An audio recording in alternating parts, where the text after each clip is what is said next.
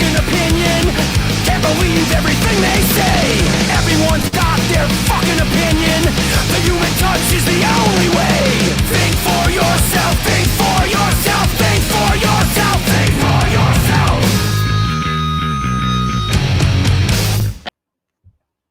What's happening? How are you? It's the New York Hardcore Chronicles live on a Wednesday. On a Wednesday here in New York City. What is going on, people? We are sponsored by New York Hardcore Comics, The Organic Grill, the Texas Silver Rush, Chain Reaction Records and Skateboards, DTFM Vinyl Distro, Chacho's Tacos, and Generation Records. What's up? What's up? Who's out there? What's up, Lenny? Oh, Laura Zeitlin, what's happening? You're sorry to interrupt your workday. Nice of you to check in.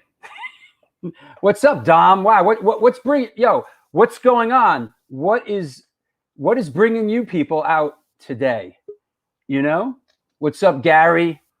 You know something? I've said this before, and I'm going to say it again. I have a good feeling about today's show.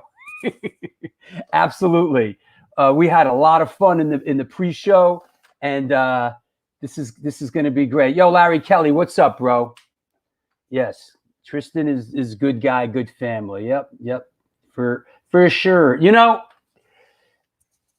the gal I'm dating said to me the other day, she said, I don't give two shits. Now, it wasn't particularly about me. It was something came up, and she said, you know, blah, blah, blah, blah. This is a grown woman, mind you. Blah, blah, blah, blah. I don't give two shits. This confused me. Does that mean that you give a shit or that you would give three shits? I don't give two shits. This was interesting to me. Does anybody know about this? I don't give two shits. I'm very confused. Maybe somebody out there can help me. That said, yeah, I'm wondering, you're wondering, we're all wondering, what's up with the hardcore shutterbug? I was just counting my shits. I don't give two shits. Two shits? Two. Not one, not three, but two. But how many fucks? I don't know. We didn't get that far into it yet. Oh, Long Island girls don't give two shits. Shout out to Long Island girls. Right. Yeah, shout out. Absolutely. Yeah. So check it out. I was going through my closet and I came across this a friend of mine, an amazing photographer named Larry Basaka, took this years ago. Check it out. Oh, nice. Is that Henry Rollins getting a Grammy Award? That is Henry Rollins winning the Grammy for the spoken word version of his book Get in the Van, his Black Flag Diaries. Yo, and I tell you what, that friggin' book deserved a damn Grammy. Oh, fantastic! At least there is some justice in the world, huh? And it beat the Bible that year. It beat the spoken word version of the Bible. Well, that says a lot, don't it? Exactly. Yeah. Excellent book, though. I got to get Henry on the show, man. I haven't even reached out, to be honest with you. It's like, you know. That's on the top of my wish list right there. Yeah, it'll happen. It'll happen eventually. You know. We got a few heavy hitters we still have yet to get to. I wonder if he gives a shit or two shits, or maybe two. You know. Ha. That's the theme of the day. I'll give you two right now. Okay. Second shit is for pontification. Okay. So second shit's worth more than the first shit. I don't give a shit, but a shit I'll give, but two? I don't give two shits. You know? I don't know. You know, we'll see. Anyway, how about picture of the, hold on, let me put it right. Ladies and gentlemen, boys and girls of all ages, clank your chains and count your change. Clock, socks, bagels, and locks. Menswear, silverware, ladies wear underwear. This is picture of the day. Boom. Wrong answers only, please. Wrong answers only, please. What do you got? Is it shit happens? Is it 2 for 1 shits? Is it I don't give two shits? It's the miss shits. Oh man. Is it the Munsters? Is it Juliette Lewis on guitar? Good one, Arnulfo. Shout out to Arnulfo Gutierrez. Chacho's Tacos. What's happening? Is it Marilyn Manson? Is it Lurch? Is it Black Metal Schwarzenegger? That's good. That's a good great one. band name. We are Black Metal Schwarzenegger. Should I add it? Should I add it to the ever-present band name list that we put together on the show? Yes. So far we have Baseboard Heat, Scalpel, which we've determined there is a band called Scalpel, Retroactively Mad, Ancient Inquisitor, Hit by a Truck, William Hebrew Park, and the gluten-free motherfuckers. Black Metal Schwarzenegger. That's a good one. BMS. BMS. Is it WrestleMania? Is it Off-White Zombie? It's funny. Yep. Yo, Raul Hevesy, what's up, bro? Remember that time Gene Simmons was in a punk band? Is it Ozzy? Is it Todd Morse? That's pretty funny. Is it Zombie Joan Jett? Is it Guar? Is it Mr. Rogers? Is it the Barbed Wire Babies? Okay. Is it anybody else? Anybody? Am I the only one with a sense of humor today? Is it Nosferatu? All right, finally. Thank you. Is it Frank Sinatra? Thank you. Is it a gluten-free motherfucker? Yes, I think it is. I think it is. That's right. Is it Edgar Winter? Dun dun dun dun dun dun dun dun dun dun.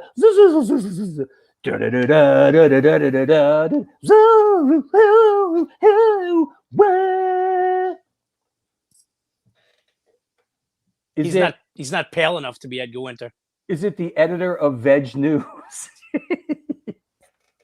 We're getting closer. All right. Is it Iggy Pop? Is it Johnny Winter? Is it David Allan Coe? Good one. That's a good one. Is it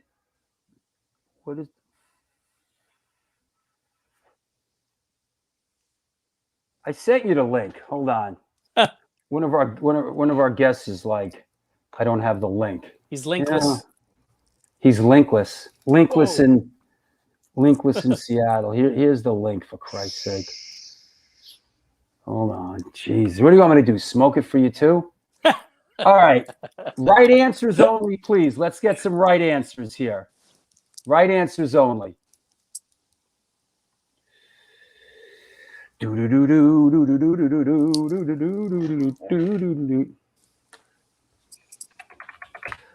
Fucking people, man.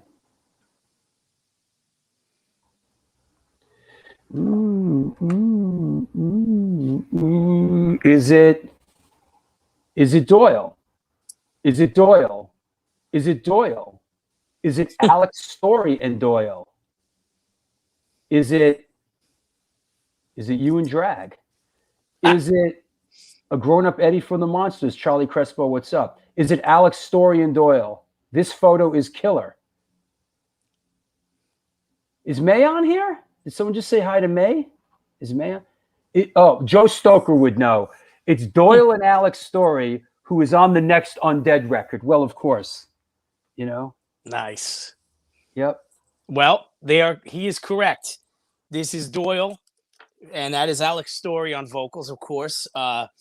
This was Brooklyn Bazaar, January 2019, I believe it was. And which sounds like 2 minutes ago, but it's already 2 years ago. And just so much fun, and just seeing Doyle like in that kind of environment is always awesome. Just like, I'm actually a big fan of Alex's band Cancer Slug as well.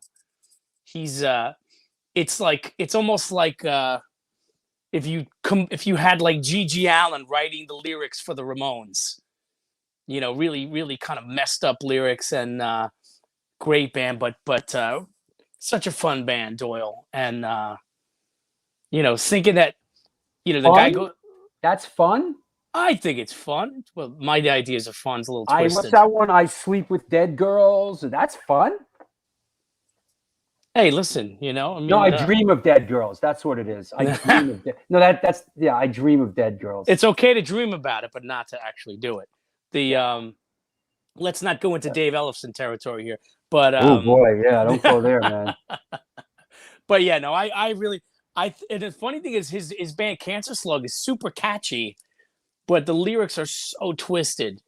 And Doyle's band is a little more, I don't know how to describe it, but I really, really like them a lot. And it's great, like going from seeing him in a tiny little place like Brooklyn Bazaar to like a sold out Madison Square Garden with the Misfits, you know? Where's my pictures of Doyle? I've known Doyle a long time, man. That goes back. Yeah. What was you saw the Misfits back in the day. I mean, I saw the Misfits back in the day when no one gave a shit and the room was half empty, you know? Yeah, you know, that's gotta be very satisfying for them. Yeah. It only took them a couple of decades to get their shit together. Well, I think that's part of the reason why they kind of canned it back in 1983. Here you go. Here's me and my bro right here. Nice. Yep. Look at the mustache going there. Yeah, yeah. Well, you know, Doyle's also in the film I directed, Who the Fuck Is That Guy? The Fabulous Journey of Michael Alago. Now, I got a bunch of pictures from, you know, being on the road with Doyle in Europe, like where he doesn't have any makeup on. Now, it would be you can't show those now. It would be inappropriate for me to show those, but I got a ton of shots of me and him hanging out, and he's not wearing makeup. So, it's cool that he let you take them because he trusted you not to post them, you know? No, this was in 97. It sort of was a little bit different then. He wasn't like really super uptight about it. I think it's only, you know, in the last 10 years where he's sort of really. Well, I think they know, the people that, like when they did American Psycho, I was shooting them for EQ magazine. And him and Jerry were literally working out on the sidewalk outside of Irving Plaza. Yeah, that's part of what they do. Yeah. They had like their little gym set up in their Winnebago thing and no makeup on. He said, yeah, you could take some shots, just don't do anything with them. And so I have them in my collection, but no one will see them. You know, and as you can see, he's definitely a gluten-free motherfucker. So me and Doyle are the same age. So, you know, look at his body and then, you know, look at my body. But he wasn't. I mean, I'm not asking you to look at my body. But look at it. look at it, God damn it. I don't give two shits. Oh, shit. We got to get him on the show. I know he wasn't into it, but we gotta get him out here one of these days. Yeah, he doesn't want to put the makeup on and hassle with it. And you know what? To be honest with you, Doyle really doesn't have much to say. Uh-oh. He's not a talkative guy, you know? So, you know, there's that part of it. So, all right. Well, there you go. Photo of the day. That's it. And you know what's great? It's Wednesday and I'm home. I'm not at work today. It's a beautiful thing. Yeah. Yep. All right. Cool. So, all right. We'll see you in a little bit. Yep. Let's get this thing rolling and let's get this party started. That's it. All right. Talk to you in a bit. Later. Hey, what are you doing? It's the New York Hardcore Chronicles Live, sponsored by New York Hardcore Comics, the Texas Silver Rush, Chain Reaction Records and Skateboards, DTFM Vinyl Distro, Chacho's Tacos, and the Organic Grill. In your grill with the Organic Grill, and Generation Records. Since 1992, Generation Records has been a mainstay of the New York metropolitan area music scene. Today, they offer a diverse selection of new and used rock, jazz, indie, hip-hop, punk, hardcore, metal, blues, soundtrack, and reggae LPs, as well as t-shirts, posters, and other merchandise. They buy used record collections and music memorabilia and will pay top dollar for them.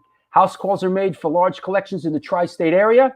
Call or email generationrecords@gmail.com and follow them on Facebook and Instagram. Also, while we're at it, what's up with Vlad and the Organic Grill? Speaking of gluten-free motherfuckers and veg news, Organic Grill is a vegan restaurant located in East Village at First Avenue. Featured in New York Magazine, New York Times, and Veg News. Their dishes have won numerous awards, including Best Veggie Burger. They make their own cheeses, sausages, and burger patties, and every dish on the menu can be made gluten-free. This year, they're celebrating the 20th anniversary, and they're all about having a great time while enjoying amazing, clean food.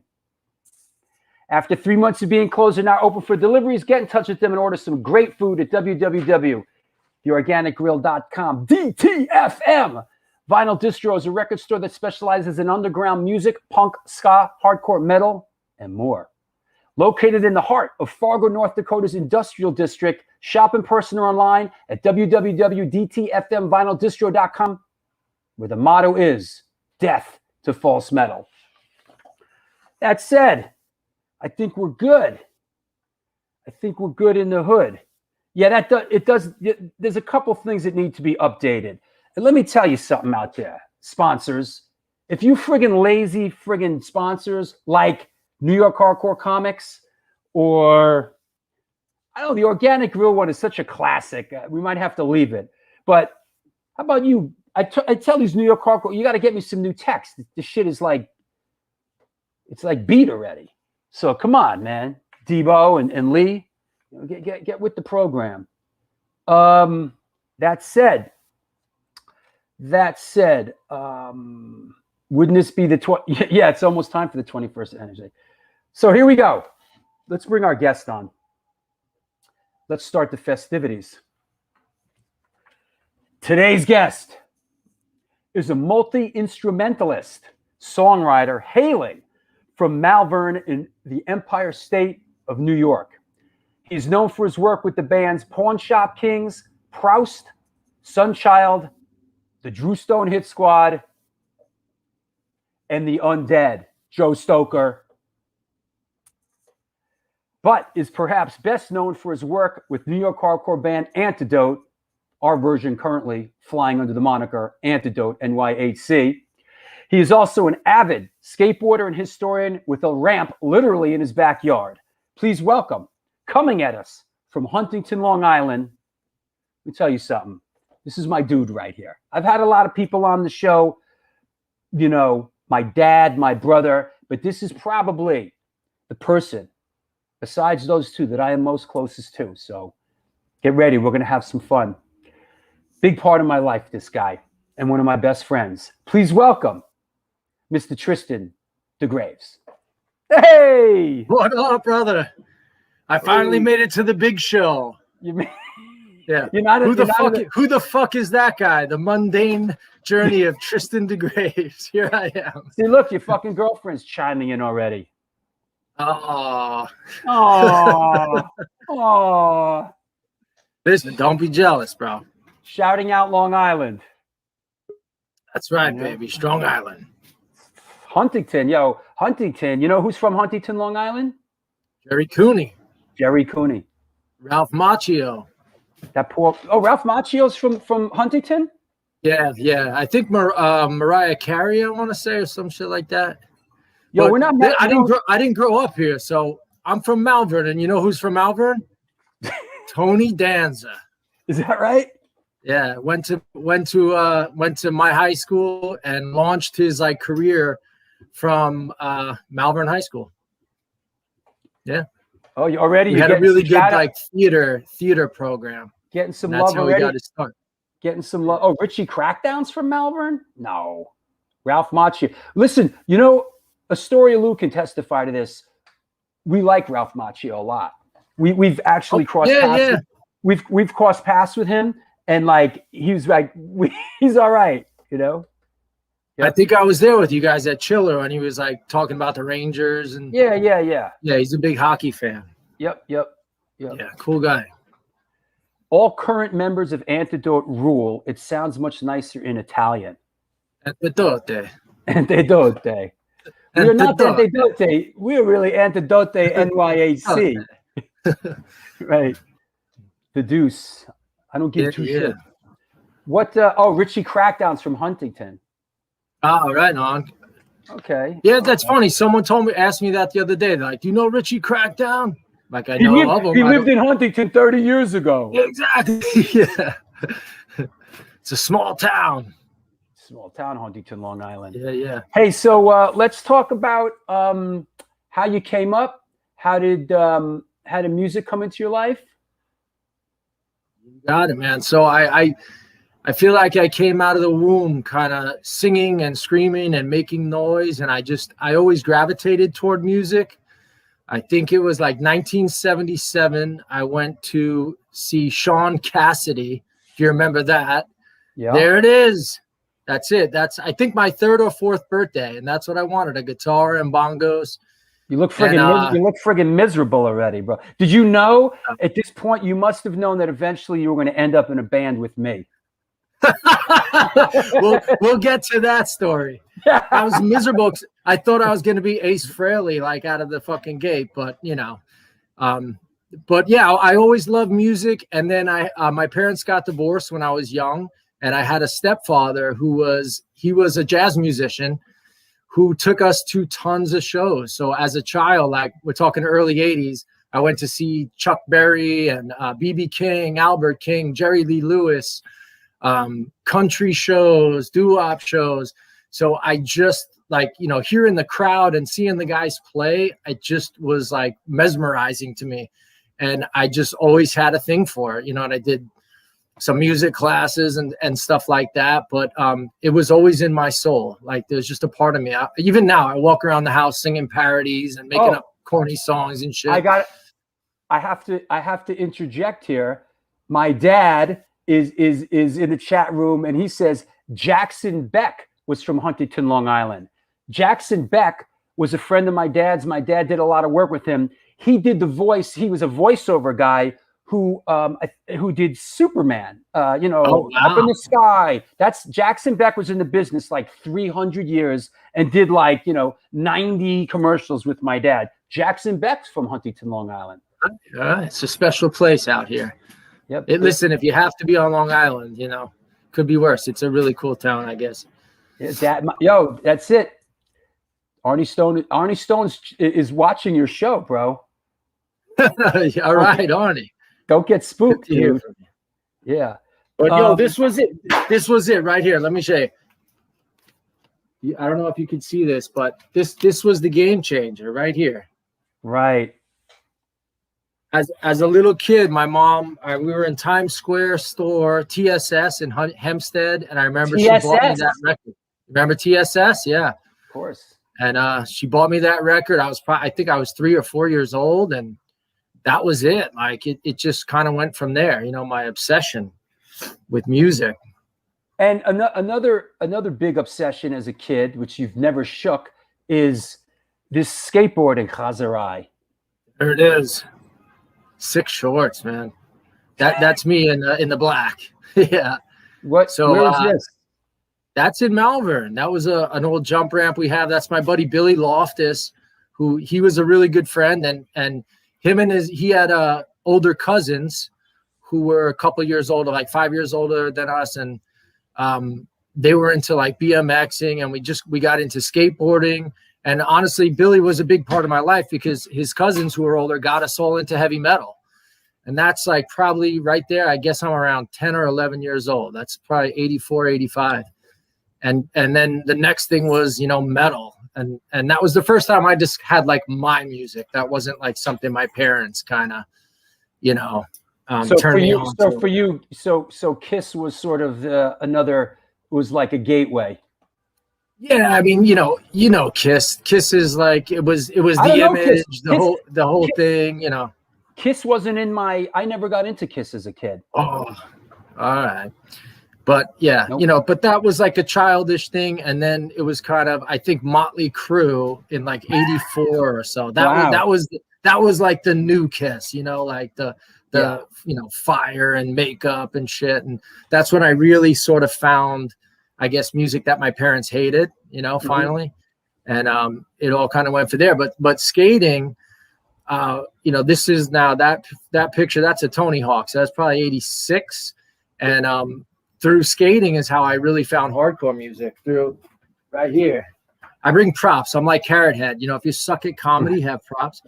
But Thrasher magazine, man. And once we started reading Thrasher, it was everything, the Misfits and, you know, Suicidal Tendencies. And that really turned me on to like those bands who almost at that time, I mean, the Misfits were done. This is 80, 85, 86. But, you know, Suicidal and some of those bands had almost gone a little bit crossover, like DRI. So it was sort of an easy gateway to then go back. And there it is. Is that a Misfits shirt you're rocking? That's a Misfits shirt. Yeah, yeah. And of course, you know, it was interesting because we had Mike Gitter on the show, and you know, Gitter used to write for Thrasher, and you told me that it was those Gitter articles in Thrasher sort of really steered you to a lot of this early punk and hardcore stuff, right? 100%. Yeah, Gitter always used to do, like, in the back of the magazine, they would have like what's hot in music, and you know, so we were from New York, and the whole skate scene was California, so we just sort of emulated what we saw in the magazines. And you know, if they said JFA was cool, JFA was cool. And there was a store that used to be in Rockville, Valley Stream, called Slip Disc Records. Right. And that was the store, because they had all the metal shit. And you walk in, it was like a, you know, Misfits poster and DK and all the bands. So that store really, for me, was such an important part at that point in my life, because it was like musically, it turned me on to so many things. You know, you see a Cro-Mags poster and Agnostic Front, and you just kind of want to check it all out, you know? Yeah. So that was a place that sort of bridged all that for me, between punk, hardcore, and heavy metal. Where was Slip Disc Records? It was in Valley Stream. Valley It's Stream, right on Valley the border, Stream. kind of by Green Acres Mall on, I think, Rockaway Avenue. Yeah. Right. And they used to have a lot of like in store, like Wasp would come, and Striper, and all these bands with Metallica, and it was all, we'd go to the in stores, and you know, it was awesome. That place was so magical. You know, I know we're going back and forth here, but here's another shot. This is 1985. Looks like you're kind of tearing it up in 1985. Trying, bro, trying. You know what street that is, right? I know, that's Fire Island, bro. That's Bungalow Walk, bro. Is that Bungalow? Is that what it is? That's Bungalow, man. Yeah, that's 85 right there. Yeah. Listen, I spent summers out in Fire Island and Ocean Beach growing up, you know, when my mom and dad were together, and I have very, very, very cherished, fond memories of my summers spent in Fire Island, in Ocean Beach, in Fire Island. I spent a couple of summers out there, you know, so. It's truly a magical place. And at that point too, this is again mid-80s, there was a lot of guys coming out from the city, you know, who skated the banks, like Alyasha Moore.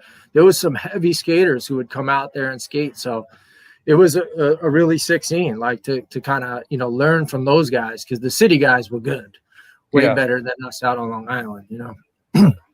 May asks, hi May, and so nice to see you again, May. Why is it called Fire Island? Well, I guess the story, you want to know the story? This is what I think is the story. I think it's because pre-Lighthouse, or in that era, they used to light fires on the beach so the boats would know when they were coming in. I believe so. I'm looking it up. I think that's the deal. It was called Fire Island because they would do like beach fires pre-Lighthouse to let boats know. There was the inlet there, and there was kind of a tricky way to navigate. Fire Island appeared on the charts in the 1850s, and folklore suggests the name arose from land-based pirates or wreckers who built beach fires at night to lure cargo ships onto the shore. Some say poison ivy gave Fire Island its name for its red leaves in autumn and its fiery itch. Wow, that's pretty cool. But Fire Island, we almost burned it down. If you remember, we had a little bit of a fire in Fire Island. If you recall, you want to go there? Oh, you want to go there? I mean, we can for a sec if you want. So I know your girlfriend's watching, man. I don't want to. I don't want to end up on the shit list again. You know. Yeah, all right. We could skip it, or we can tell it. It's up to you. Skip it. Skip it. All right, skip it. There you go. So, how about here's another one here. What's happening here? Dude, epicness is what's happening. Epicness. Young teenage epicness. And hell yeah. That is, again, that's the same shirt. I'm wearing the same shirt as that picture you showed on Fire Island. That's 80, I think about 84, 85. We used to do concerts in my basement, you know, and you can see we got the fucking eye makeup on and stuff. Concerts, like you guys could play songs? Yeah, yeah, oh yeah. I mean, you know, I don't know, you know, rose-colored glasses, but yeah, we did like 2 Minutes to Midnight by Iron Maiden and Crazy Train, and that was the start. That's my buddy. That picture, the guy to my left in that picture, is the same kid who was with me on the ramp. That's Billy Loftus. Yeah, he was. Lori Dawn wants to know: is that a homemade banner? Of course, yeah. We were trying to recreate like the Live After Death, like Iron Maiden banner with some shitty paint. Like if you, we awesome. Did our fucking best, man. But that was 2 points for the Johnny Ramone haircut. We used to have like, you know, the neighborhood kids like, hey, come over, like, you know, and beg them to come over and listen to us play. And we get through like 2 songs. But yeah, come over. We're gonna torture you with. Yeah, exactly. So while you guys were, you know, having fun at CBGB's, we were on the basement in Malvern doing our thing, bro. Right. So at a certain point, you pulled up stakes and moved to California, and then got into like what happened? What was your first kind of like real band that started playing? Sure, yeah. So at age 17, I moved to California. I went to college out in California, and just through skating and surfing and like that kind of, you know, lifestyle desire for that kind of lifestyle, I decided to go to college out in California. And this is now 92. So that was like the Seattle rage and, you know, the Chili Pepper Lollapalooza days. And I moved out to California and then, you know, brought my guitar with me. And shortly after, it was just, you know, a lot of people wanting to start bands. And I started just jamming around with different guys. And, you know, one thing led to another, and played in a couple bands, started doing some like college tours. And we go down to San Felipe, Mexico for spring break. Did this band have a name? Oh, that band was called Mama Llama, which is very random. Yeah. Mad Mama Llama Drama. Mama Llama Ding Dong. But but all the funny thing about that band is all the guys went on to have pretty incredible careers. Like the guitarist played in this jam band Particle, who played with John Popper and Fish and all these dudes. And the keyboard player, he's still around playing. The drummer's now a bluegrass musician. So they were all really talented musicians, and I learned a lot from them. And then from that band, I kind of got launched into the whole Sunchild thing. Hey, a friend of yours, a big admirer of yours, is begging to come on the show. He's in love. Oh no! Okay. I couldn't. I feel this is like a Jerry Springer like setup. Like, who we got? Hey, what's happening? Oh! Look at you, you good-looking bastard! You. My favorite. You know, I was gonna ask Drew, would you have Davey on for me? And I didn't do that. So. Well, I thought about you. Good to see you. Yeah, well, likewise, because I admire you so much, and I told you that you're so good looking. I had to come on and tell you straight to your face again, like we always do when we see each other. Oh, dude, I love you. You're the best. I love you, Ralph, and I'm glad I came on to say a quick hello. And I think you're awesome, and this is a great interview. And I'm glad you're on. What's up, Davey? I really appreciate it, man. I'm doing all right, man. Just, you know, chilling, just got back into the studio and start jamming. Yeah, for those that don't realize, that's Davey Gunner from Kraut and the Hope. And we got the A7 thing coming out pretty soon. Right. We're bringing Warren Lee on in a little bit. And we got a big A7 listening party, and it's all happening. Hey Tristan, are you gonna be there? I'm actually, unfortunately, I got to be in California for the A7 one, but I'm going to try to be at the Generation Records one. All right, because we have to take a traditional photo together. Of course. I mean, come on. Anyway, I just wanted to say a quick hello so long. and just tell you that you're awesome, dude. All right, Davey. I'll see you. Dude, likewise, brother. I miss you. So good to see you. Thanks for coming on, bro. Of course, brother. Respect. I'll see you soon. Likewise, my friend. Bye-bye. All right, you guys done kissing each other's friggin' asses yet, or what? Can we get? I gotta go in the bathroom for 3 minutes. Give me a break. Jesus, God. Nobody gives a shit about me. I don't have any, admirers. I got to deal with you every day, Joe. Davey's a special thing, Give me a break. All right, so let's talk a little bit about Sunchild. And this is an interesting band, and you did a lot of big things with this band. How did it come to be? Let me dig up a couple pictures. How did Sunchild come to be? And give us a short. What the hell is it? Yeah. Yeah.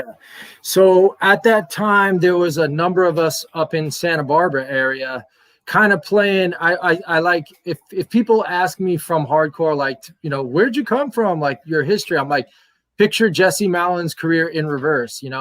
I started sort of in Americana doing real organic music. And that's what the scene was in Santa Barbara, was a lot of sort of like jam band stuff and, I guess hippie kind of rock. And so a bunch of us from different bands, we kind of came together. There I am. That's you on the top left, right? Yeah. Yep. And so we kind of came together from a few different bands. So I, for lack of a better word, it's definitely not a super group in the classic sense, but it was the amalgamation of a few different kind of hot bands at the time. And right out of the gate, it just jumped off. I mean, one of the guys in the band, the guy in the red leather, he was a pro surfer. So, and he's still a very famous pro surfer, but he had a lot of connects and stuff. So it went from 0 to 100. And we went from just getting a bunch of songs together. We recorded an album very quickly. We were on this Mom 2 compilation with a lot of heavy hitters. Yeah. And then they offered us the Warped Tour.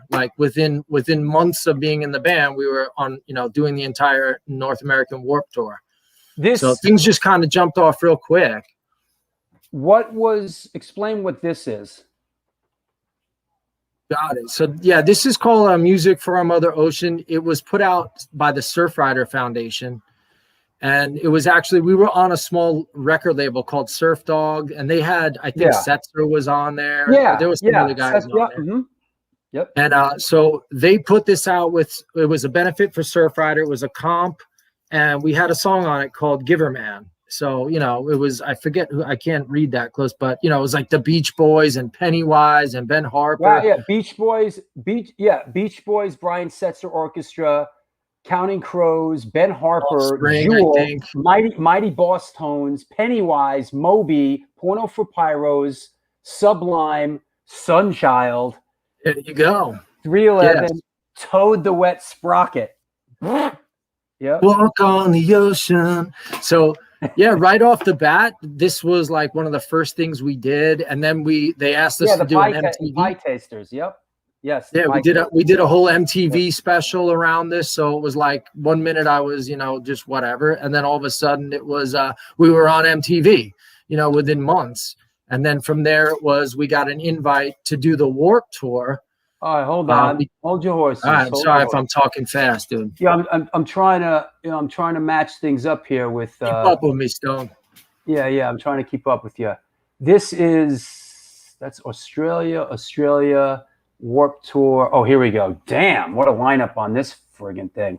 So you guys went out on one of the first Warped Tours, right? Yeah, 90, I think 7. I think this is 97. Yeah. I think it was the third one. And at this point, Kevin Lyman, who, basically ran the Warped Tour, he was somewhat trying to diversify it a little bit. So they had Royal Crown Review was like a swing band, and they had Hepcat was a ska band. and there was like a band who was tribal. And then they were looking for like, hey, let's throw like a classic rock band in there. And that was Sunchild. I mean, if you want a comparative thing, it would kind of be like Black Crowes, you know, playing on this bill. What a sick lineup. So in it was ridiculous. So you went out and there was, I read you did 26 dates in America on this, right? Yeah. Sick of It All, Descendants, and the Vandals, right? Yep. And the crazy thing about it too was, so that was the lineup you see on this flyer, I think was who did almost the whole tour or the whole tour. But then every city we went to, there were other bands. So when we did like Asbury Park, Warzone played. Offspring played in Canada. So did you do Randall's Island? Was that on this tour, Randall's Island? Yeah, we did Randall's. Yep. There's there's a picture I sent you with some of the other guys. You know, well, this is a pretty sick picture of you guys playing RFK Stadium on this tour. Yeah, so that's a big place. It was crazy. So we most of the tour, there was 4 stages, 2 main stages and 2 side stages. Most of the tour we were on the side stage. And when we rolled into RFK Stadium, I was staying in the van and they knocked on the window and like, get up. And I'm like, what's up? You know, it was a kind of rough night the night before. And they're like, dude, we're playing the main stage. And they go, and then I think it was Kevin Lyman came up and he's like, there is no band that deserves to be on the main stage at RFK Stadium except you guys. Wow. And we kicked it off that day. So it was, I mean, wow. Dude, to get up there and you hit one bass note and it's like boom, boom, boom, boom, boom. You know, it was insane. That was one of the most incredible experiences, you know, for sure. Of my life. Yeah. Yeah, that's pretty exciting, man. Yeah, it was crazy. Wow, that's wild. I mean, I can imagine. And then you guys went to here. I got this. You continued on the tour and went to Australia, New Zealand, and Hawaii with a little variation of the lineup. Correct? Exactly. Yeah. So what happened when we did the American leg of the tour, we did a couple shows, and obviously, you know, most bands didn't know who we were. And a couple shows in a row, I started seeing this guy who would watch every time from backstage with a cowboy hat on. And then finally, I walked off the stage one day, and he goes, you know, you guys are my favorite band on the tour. And I was like, oh, you know, cool, thank you. And introduced myself. Hey, I'm Tristan. He's like, hey, I'm Carl. I play in the Descendants. Nice. And I was like, wow, awesome. So then I told the other guys in the band, like, dude, have him come up and play a song. So we invited him up. We did like, I think a Rolling Stones song or something. And he came up and played. And then all of a sudden, like the guys from Sugar Ray saw it. And the guys from Social D saw it. Like, wait, we want to get up with you guys and play a song. So next thing you know, our set turned into like Dickie from the Boss Tones and Milo and Dennis Donnell, Mark. Oh, here it is. I got it. Is that what this is? We just got John Mauer. Is that this photo? Yeah. So that's Randall's Island. That's Dennis Donnell, you know, RIP from Social D, Mark McGrath from Sugar Ray, sitting in with us at Randall's Island. It just became like all the punk bands wanted to jam with us. And it kind of became a bit of a love fest because we were something different. So when the tour ended, Kevin Lyman was like, look, dude, you guys are like the, you know, inside favorite. All the bands love you. We want you to come to Australia and New Zealand with us. And I mean, you know, there were so many bands who obviously the crowd appreciated a lot more than what we were doing. You know, I dodged a lot of beer cans and shit the whole tour. We probably should have been on the Horde tour. But, you know, we had a certain level of the way that those shows are set up, like it's such a mixed bag. Like a band, there'd be like the Boss Tones, Sick of It All, and then Brian Setzer or you guys, right? I mean, did you ever get stacked up against like, oh fuck, we got to go on after Pennywise or something? This is the worst ever. We're in Tallahassee. Florida. Hold on. Shout out to Tallahassee. For Tallahassee. Yeah, love Tallahassee. So Tallahassee, Florida, it's 100 million fucking degrees in July, and the shows are in airplane hangars. So it's like, or something like that. It was like an airfield, and it was 1,000,000 degrees, and we're on the sides. They have the side stage and a main stage together in one of the hangars. Now on the main stage is Sick of It All. I've never seen something fucking crazier. The hangar was packed from the stage, you know, to the exits with probably a couple, 3, 4, 5,000 kids jammed in there going ape shit. And you know, the band's doing their thing, jumping up and down. It was like fucking scary level crazy. And then right when they ended, they cue us to come on. And it was like, you've never seen 5,000 people evacuate a space so fast. Like if it was that, what was that band, Great White or whatever, up in Rhode Island? Like no one would have died in the fire. You know what I mean? Like everyone got the fuck out so fast when we came on. That's it was the most humiliating thing. And I brought that up to Craig a few years ago, and he was laughing. It was rough. Did you connect with like any like the Sick of It All guys or anybody like that? Like on that tour? I mean, definitely, we knew a lot of the SoCal guys, like we knew the Vandals and Sugar Ray and stuff from even some of the members of the band knew them before the tour. But the Sick of It All guys were kind of interesting to me because they were from New York, and most of the bands were California-based bands. So Sick of It All guys, from my impression at the time, kind of stuck to themselves. They weren't like in the SoCal club. Oh yeah, they've always for sure. They were like pros. They did their thing, and but because I was from New York originally, I went up to them and was like, "Hey, what's up? I'm from New York." And I went up on the bus one time and hung out with Craig, and they were so gracious, when I was whenever I interacted with them, they were really freaking gracious. You guys toured with Leonard Skynyrd. We did a bunch of shows with Skynyrd. Yeah, that's probably 2000, 2001. This looks like, if I'm recognizing this, is this the Skynyrd with Huey Thompson on guitar and from the Outlaws and what's his name from Blackfoot on guitar? Yep, exactly. So yeah, I saw this version. They were pretty good. They're good. It was Leon. Leon was alive at this show, the bass player. Sure. I could tell you from I could read it from the leftover. It's Leon Wilkerson, Huey Thompson that used to be in the Outlaws. What's his name from Blackfoot? Who was Ronnie Van Zant's brother was singing. Next to him's Gary Rossington. Then of course Billy Payne on piano, and then the drummer on the right was Owen something. I don't remember his name. Oh, Ricky Medlock. That's Billy Powell. Is the keyboard Billy Powell on keyboards. Yeah. And then the drummer on the far right. So we did this show with them, and then we had another show scheduled at the Universal Amphitheater. Yeah, I got that. Hold on. Leon Wilkerson passed away in between the shows. Ooh. Yeah, so that was one of his last shows, probably that New Year's show. Wow. Yeah, this is the other show with Leonard Skynyrd, Ted Nugent, and Sunchild. Yeah. That was awesome. We did a Marshall Tucker band cover, and dude, I'd never heard. I mean, Universal Amphitheater holds probably, I don't know, 5, 6, 7, 8,000 people. It's a big venue, and it was insane. That was definitely a career highlight. Now, hold on, where did I put that? Yeah, didn't this guy? Let me see. Is this a good picture of him? Hold on. Didn't this guy play drums? Didn't the guy who played drums on this record play in Sunchild with you? Hold on. Here's a curveball.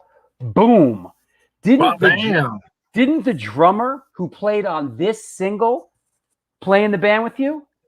He certainly did. Yeah, that's Emil.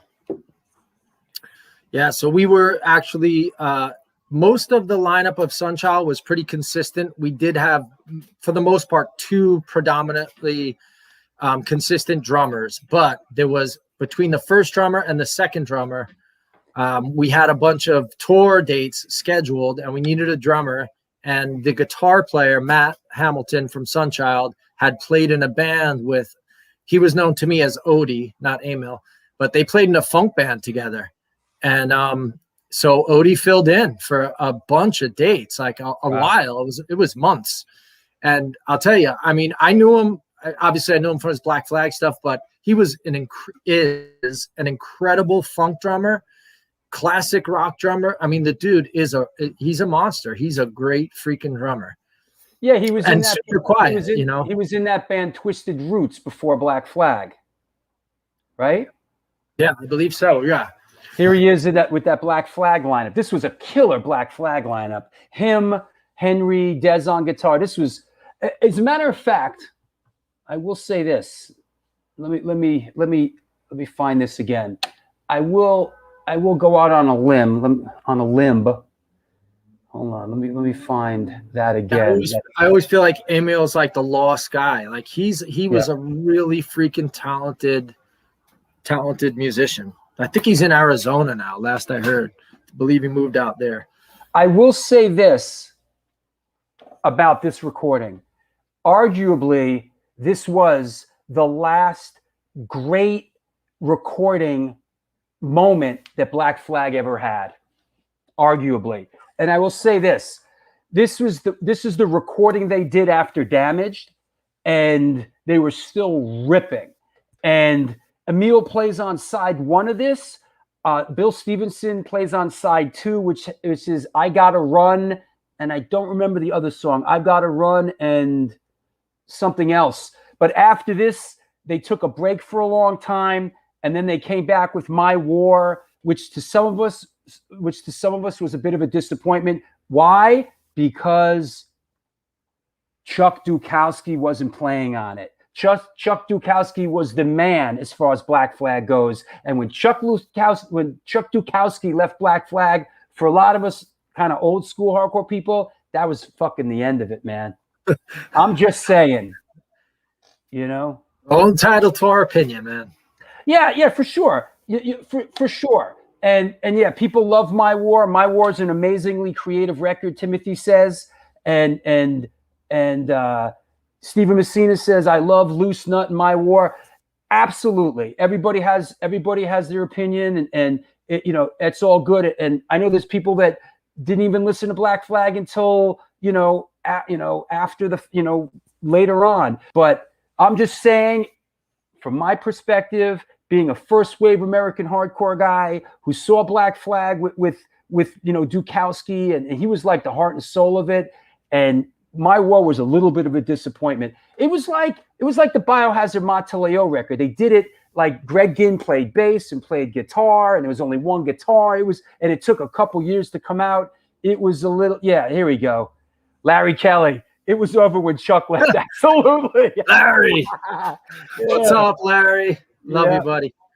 Yeah. It's interesting now, like when you live through something and you remember a record coming out and your impression of it versus like in hindsight, you look back on a career or something and it's very different. Your impression when you were there and lived it and remember something coming out versus like you look back now at a full catalog and, it's just a different perspective. Black Flag was big in my world early on, so when that record finally, maybe Chuck wrote My War, but he didn't play on the record. I know you're a big like Damage fan. See, me, it's Nervous Breakdown. That 4-song EP is my favorite hardcore record of all time, hands down. Like 4 Damage, songs, boom, fucking awesome. Damage was big in my world because when it came out in 1981, I was really, I was into hardcore. The Bad Brains cassette came out before that. Our mind was blown. And then, Black Flag dropped Damage. And it was really great. I mean, it's one of those things that's sort of in perspective. People, 100%. I think Black 100%. Flag now, people look back and it's sort of like, but when Black Flag Damage came out, it was mind blowing. I totally hear you. Exactly. It's like like to your life, it meant something in where it slotted into your life, Yep. Versus it's easy for me to look back. I was a kid when all that happened. Joe Stoker will not shut the fuck up. Didn't Bill Stevenson and Chuck Biscuits also play at the Warped Tour? Yes, they did. They did play. Yeah, Bill was playing with the Descendants and Chuck was playing with Social D. That's and right. I had the pleasure of having Bill sit in and play with Sunchild. And that was amazing. That was, again, incredible experience being up on stage. And Bill was like literally like Louisville Sluggers. Yeah. Like a caveman fucking drooling and shit. And guy rips. He hits so goddamn hard. He's a monster. He's awesome. I'm trying to get him on. Trying to get him on the show. He's a great dude too. Really nice guy. Hey, let me take a break here, a sponsor break, and we'll come back and let's do Collectible of the Week with Rat Bones together and have some fun. All right. Awesome. What's happening? This is the New York Hardcore Chronicles Live, and we are sponsored by New York Hardcore Comics, The Organic Grill, the Texas Silver Rush Chain, Reaction Records and Skateboards, DTFM Vinyl Distro, Generation Records, and located in Corpus Christi, Texas. Chacho's Tacos opened the doors in 2001, home of the almighty Chacho's Taco. They cook up an incredible home-style Tex-Mex food, and this month they're celebrating their 20th anniversary. They've been supporting underground music since the beginning, and in their own words, we ain't stopping anytime soon. Touring bands that play Corpus Christi swing by and get a home-cooked meal. At Chacho's Tacos, we got you. The underground scene will never die. Please follow us on Facebook or on Instagram. The Gutierrez Brothers, Chacho's Tacos. Also, the Texas Silver Rush is a jewelry design firm and boutique store located in the birthplace of the Texas country music scene in Fredericksburg, Texas. They specialize in working with musicians in all music genres to design and create unique one-off pieces, as well as the styling for stage, album covers, promo photos, and social media exposure. Their client list includes Rock Roll Hall of Famers Greg Rolle, Ringo Starr, and of course, Agnostic Front. During this current pandemic, which seems to be almost over, all information and online sales are being taken, their Facebook and Instagram page, and of course, www.thetexassilverrush.com. Want to mention a couple of upcoming shows. This Sunday, Mr. Johnny Z is on the show. Johnny Z, this Sunday on the show, should be really interesting. Just read his book. There's a lot here with Johnny Z. Metallica, Anthrax, King's X, on and on. The Johnny Z show is going to be great. He's a talk about old school. This dude was at the Fillmore East. We're going to talk about that. It's really a lot of rock stuff with Johnny Z. A week from today, talk about Social Distortion. Chris Reese is going to be on the show from the Lewd and Social Distortion. He played on the Big Bangers, Prison Bound, Self-Titled, and Somewhere Between Heaven and Hell. And then a week from there. See, what's happening is after Sunday, for the first time ever, we're skipping a Sunday. For the first time in like a year and a half, because we have the A7 compilation listening party. So believe it or not, we're skipping a Sunday, people. I know it is traumatic, but we're going to do a Sunday, a Wednesday, skip the Sunday, and then we're coming back on the Sunday with Danny Diablo, Joe Fatal, and Big Lito, a.k.a. Spick, Spanish People in Control. You know that's going to be a hoot. And then a couple of days after that, we got Matt Byrne from Hatebreed on the show. So that should be very cool as well. That said, is everybody okay? Do the show from the listening party. It's too much of a hassle, man. It really is. I like doing the show here. This is where I like doing the show. I'm set up nice here. There's never any, there's nothing in my peripheral vision. We do great shows here. So this is, I don't even like doing them at my dad's anymore in Florida, even though that's where the show started. I like doing them here in New York City, where I live. So we did a show from A7 once. It was tough, man. The internet sucked. There was all kinds of stuff going on. It's help me help you. Let's do the show from here. That said,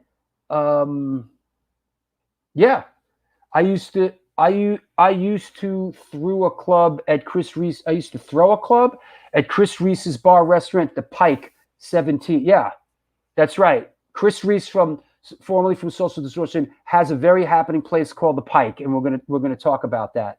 So that said, yep, Johnny Z, rich in thrash history and folklore, absolutely. Yeah. Do you want to see fucking chaos and Drew losing his shit? Yeah. Do the show from the listening party.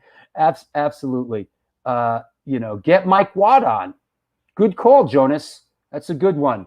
We should get Mike Watt on. I haven't. That's the first time his name's come up. That said, let's bring on our guest. Amen.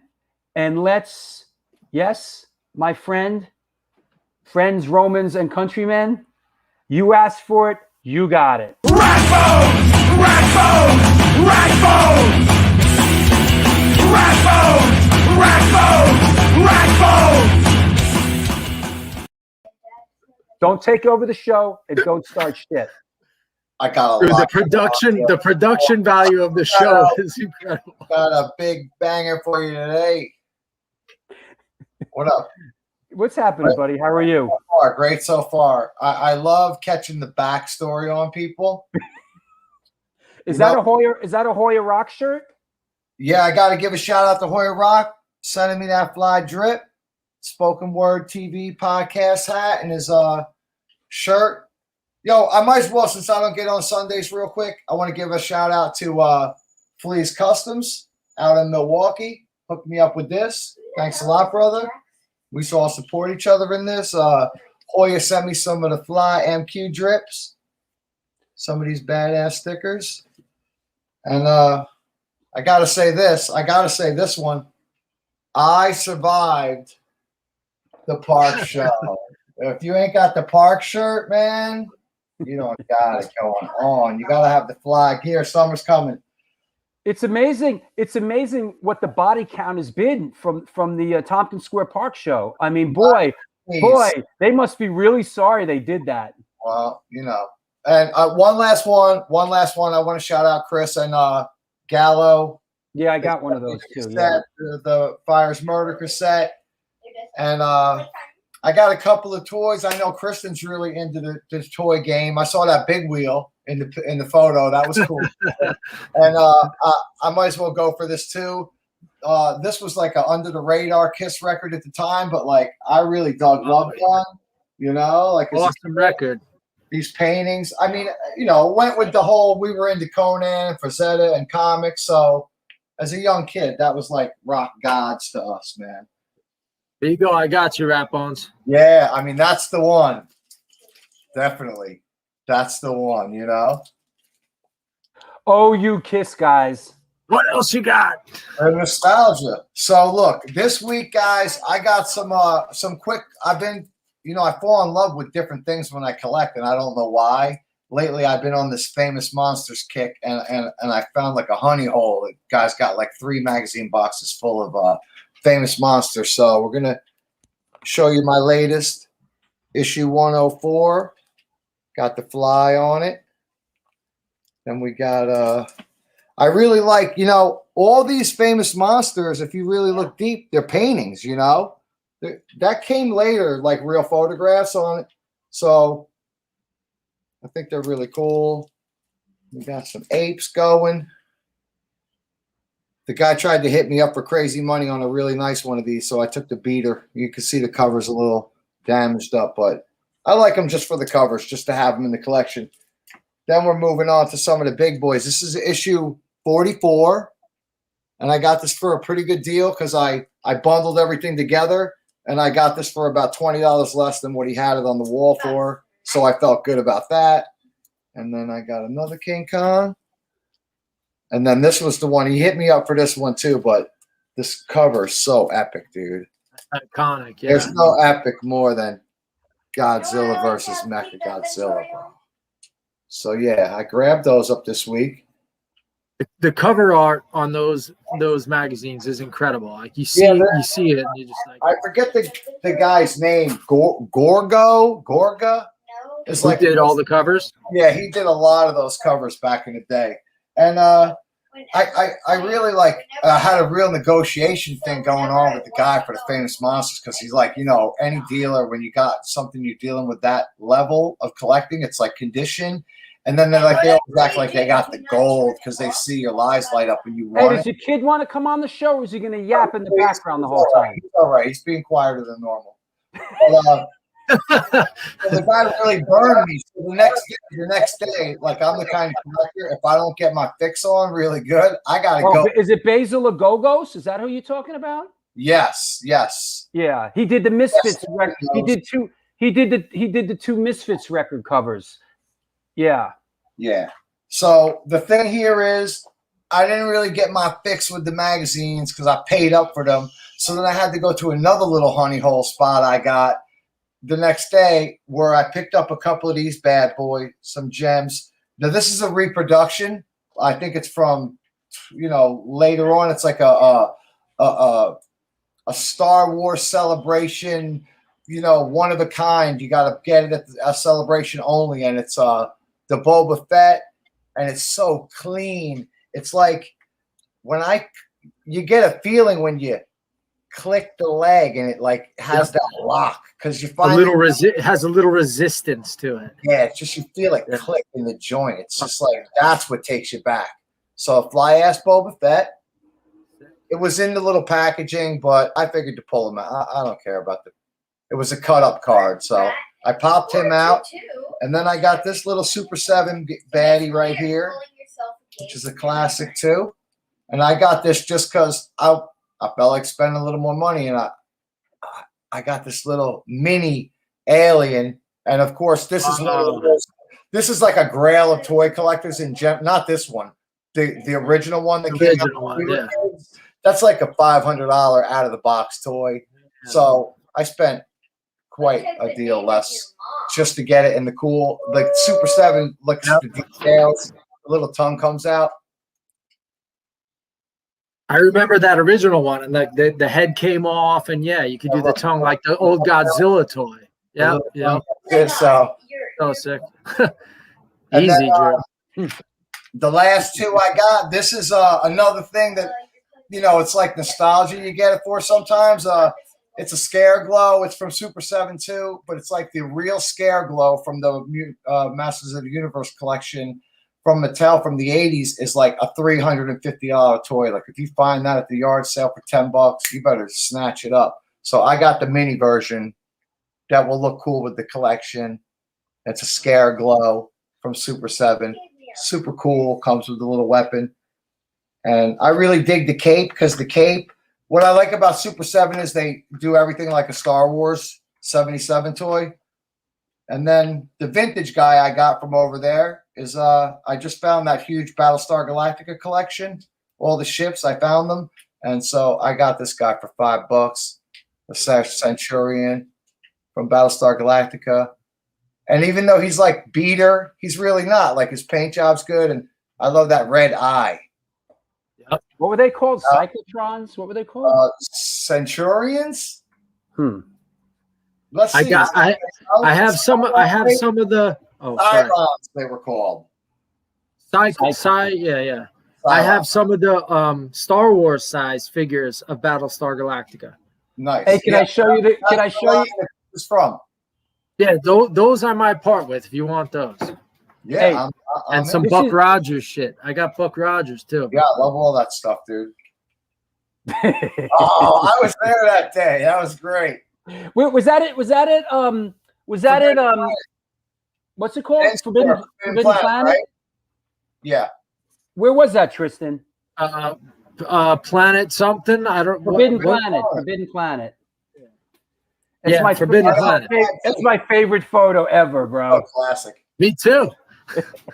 It makes me laugh every time I look at it. It was fucking pouring rain. We were out in the pouring rain for hours to get that. But whatever. Commitment. That's only cooler is like putting on like maybe Odorous' outfit. Still, you see where they get it from. You know what? Let's are you good, Rat Bones? I'm great. All right. Hey, listen, I want to let's do this. While we're at it, let's bring this guy on. Let's do T-shirt of the week. What's up, Matt Gray? Hey, Matt Gray. Matt Gray. What's happening? What's up, brother? Yo, Hey, I figured since we're owns all your shit. I want the Buck Rogers shit. Oh, see, cash, buddy. These aren't laser discs, bro. I got Easy. cash. Hey, frame yourself up and talk louder. All right. How's that? That better? No. Yeah, you're a little. Turn your volume up if you can. It's all the way up, man. It's All right, big. you're gonna have to do earbuds in the future. All But men- anyway, all tell men- it what's T-shirt of the day. The Dickies. Killer Clowns Gigantor. from the 80s. Got a cool killer back. And Oh, that's cool. Rap Bones Nice. got the show Ramones and the Dickies, City Gardens. The Dickies are still at it, man. I know. It's awesome. I'm a Yep. fan.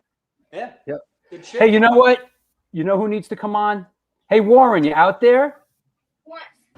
Brother, What up? What's up? What's up? How you guys doing? how are you, buddy? All right. How you guys doing? It's like happening, Warren? it's like a party now, huh? Dude, What's going on, Warren? What's happening? Hey, what's going on with the A7 comp? Are we excited? So when I was on hold right now, Ricky just called me. Everything's shipping tomorrow. We are all good to go. We're gonna have copies at the event to sell. Your pre-order should be shipping by next week. Everything's good to go. We're on schedule. That's Awesome. good. Thank you, Warren. Yeah, absolutely. It's gonna be a good time. So everyone come down to the A7 event June 13th. Yeah, And, where is that? Let me put that up. We'll have shirts, we'll have vinyl. Everyone will be hanging out. I guess Sid will be spinning the actual comp, right? So It's good news. It's good news that it's going to be here, man. yep, absolutely. You know, Yeah, here you go. This is the event. It's a week from Sunday. yes, it is. And we're going to have the comp for sale. Warren Pitchfork's going to have merch.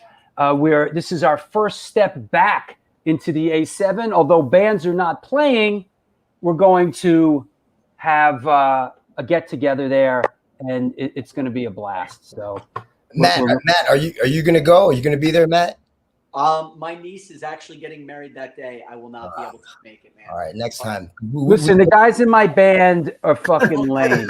Yeah, I gotta nerd out with Matt on music, right? So Absolutely. Yeah. And then, Warren, we got this a week later at Generation Records. This is happening, right? yes, we do. That's gonna be cool because this is first come, first serve. There's only 50 copies of this color vinyl available. I'm getting the first copy. And there'll be less when we get there, right? Everyone come down, hang out. You get a free poster and then free patches as well, right? So Cool. maybe some MQ tags as well, right? So This is wait, where did I just see this? Someone just posted. Oh, yes. Ray Hogan just posted something very interesting that a lot of people do not know. You're getting muted, Rap Bones.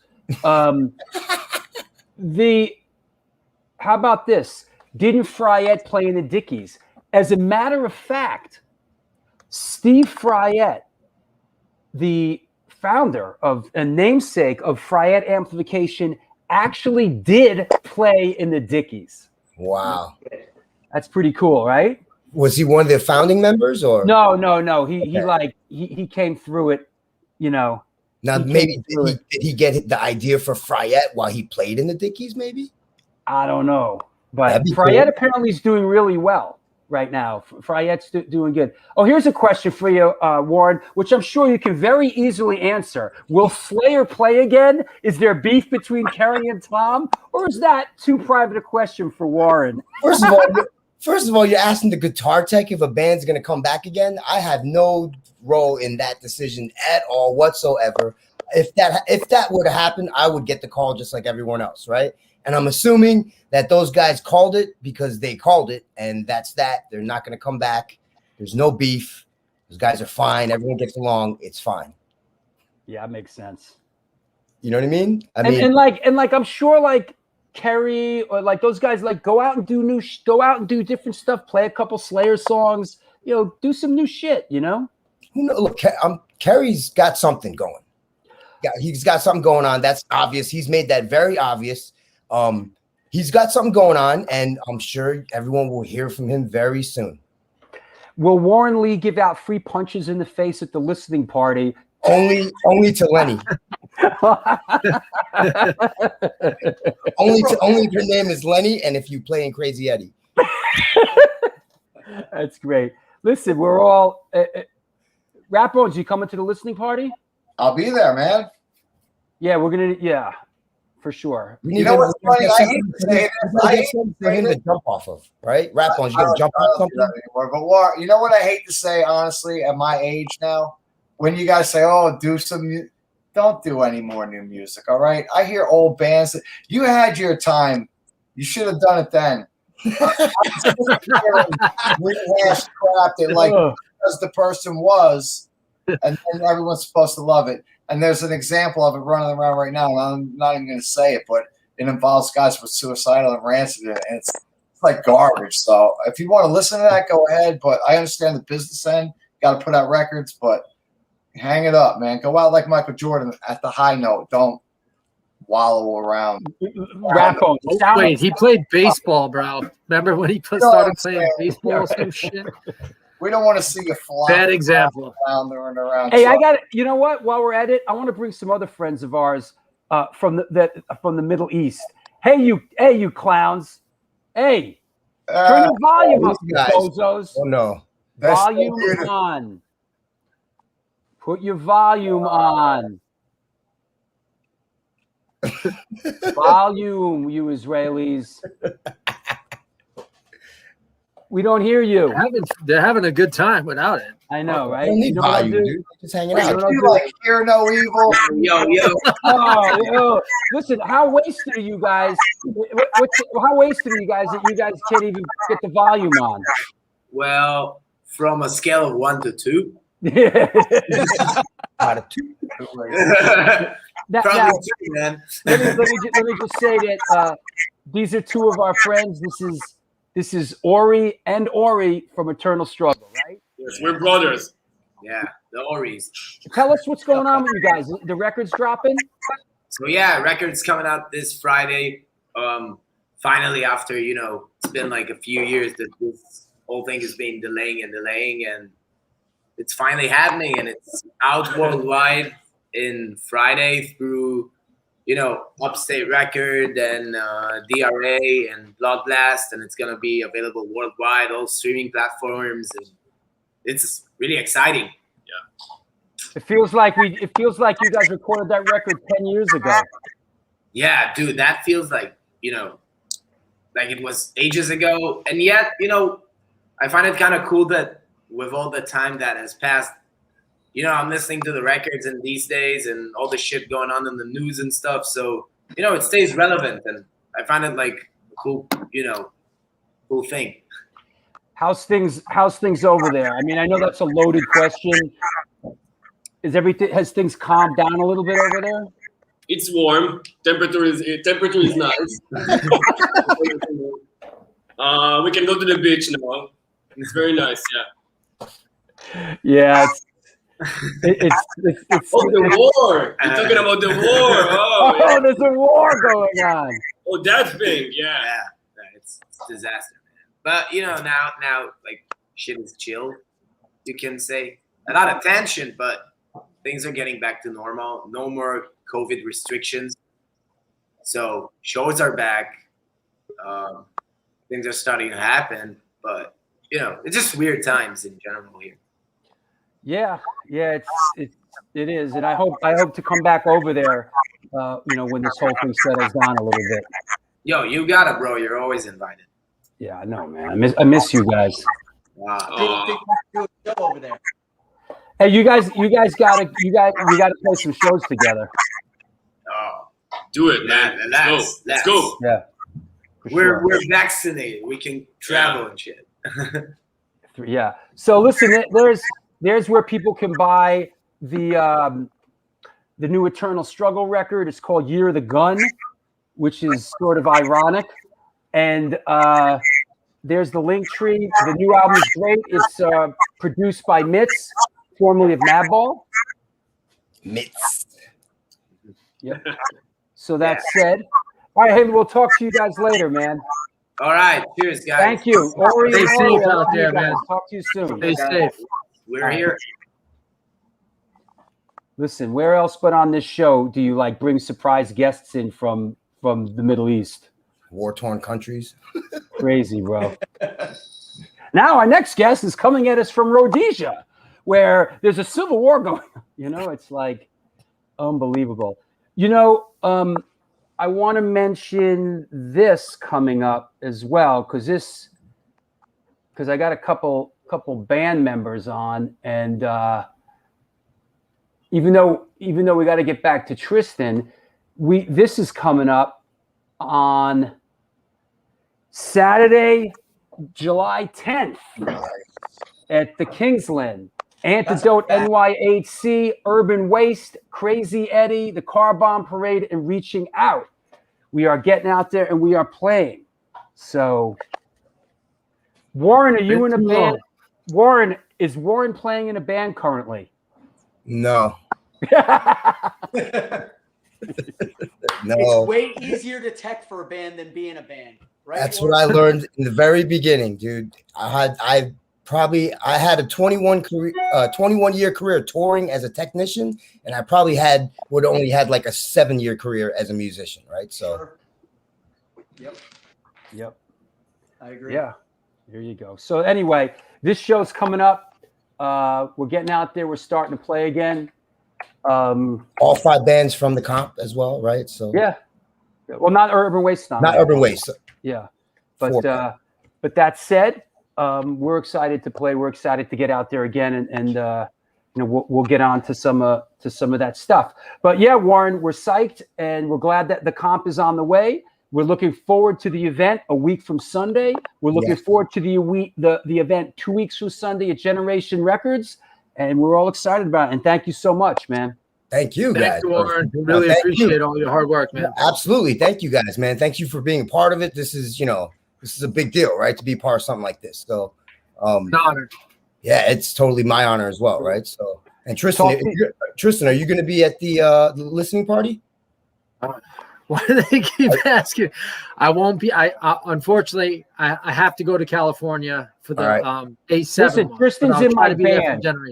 Tristan's in my band. My band are full of friggin' burgers, bro. Well, I'm gonna have to come July 10th to the Kingsland to talk to both you guys, because I got to nerd out with Tristan about skateboards, and I got to nerd out with Matt about music. So excellent. Sounds good, man. I will talk to you in a bit, Warren. Thank you. All right, thanks for having me on, guys. Take care, Warren. Rat Bones. Later, brother. Rat Bones, you got anything? No, I'm good, guys. Have a good one. We'll see you in a bit. Take care, Rap. That just leaves us, bandmates. Oh Christ. So, hey, you know what? You know what is pretty badass is that this comp that we have a new track on. This particular comp, Strength Through Unity. Tell us about this comp, Tristan.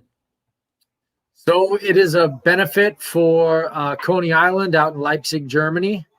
And we were approached through a label that's going to be putting out the new Antidote NYHC record to be a part of it. And it's a lot of incredible bands. I mean, Coxbar, Sick of It All, Vision, Youth of Today, to name a few. I think there's 21 bands on it, but to be a part of that company is, awesome. So, and it's for a good cause. And it was #1 at the Cortex store this week. So, and it's sold out. Sick, it's sold out. Sold in a out. week. Yeah. It's #1. Yeah, we're on it. Youth of Today, SFA, Sick of It All, Coxbar, Comeback Kid. The whole first run sold out in the week, and it's #1 on the Cortex chart. So yes, there is really a basketball hoop outside the club. Yes, I've been there. That is true.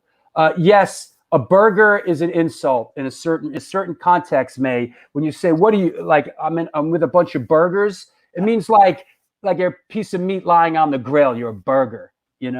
So listen, we got interesting shit we got to do. Okay, so not that that's not interesting to be at the release party. I don't give two shits. I don't give two shits. I talk to you every day. I'm here now. Do I really need to see you in fucking Tompkins Square Park? Give me a break. I'd love to see everyone else, but no, I don't want the nervous text. Where are you? There's no parking. Da da da. You're talking to me? Of course. I'm not the one who fucking calls every year. Oh, the traffic, the worst traffic ever on the LIE. That's true. No, where the fuck are you call? You get that phone call too, so. Dude, where the fuck are you? I'm trying, bro. I'm trying. Matt Gray's the panicked Parker. Can't park. He'll turn around and go home. So let me see. Make sure we cover everything. What else would our Antidote NYHC? What else do we need to cover? We're on the A7. A7 comp, the Coney Island, and the record. We got the cover of the record. Hold on. I got the cover of the record. Hold on. Bring it. Where's the cover? Oh, you know what? Where's Rat Bones? Hey, Rat Bones. Hold on. You got coffee, Matt? I got coffee. Where I got is home. I had no power in my house. Antidote cover? Oh, shit. Sucked. Cover, Antidote, front cover. Okay.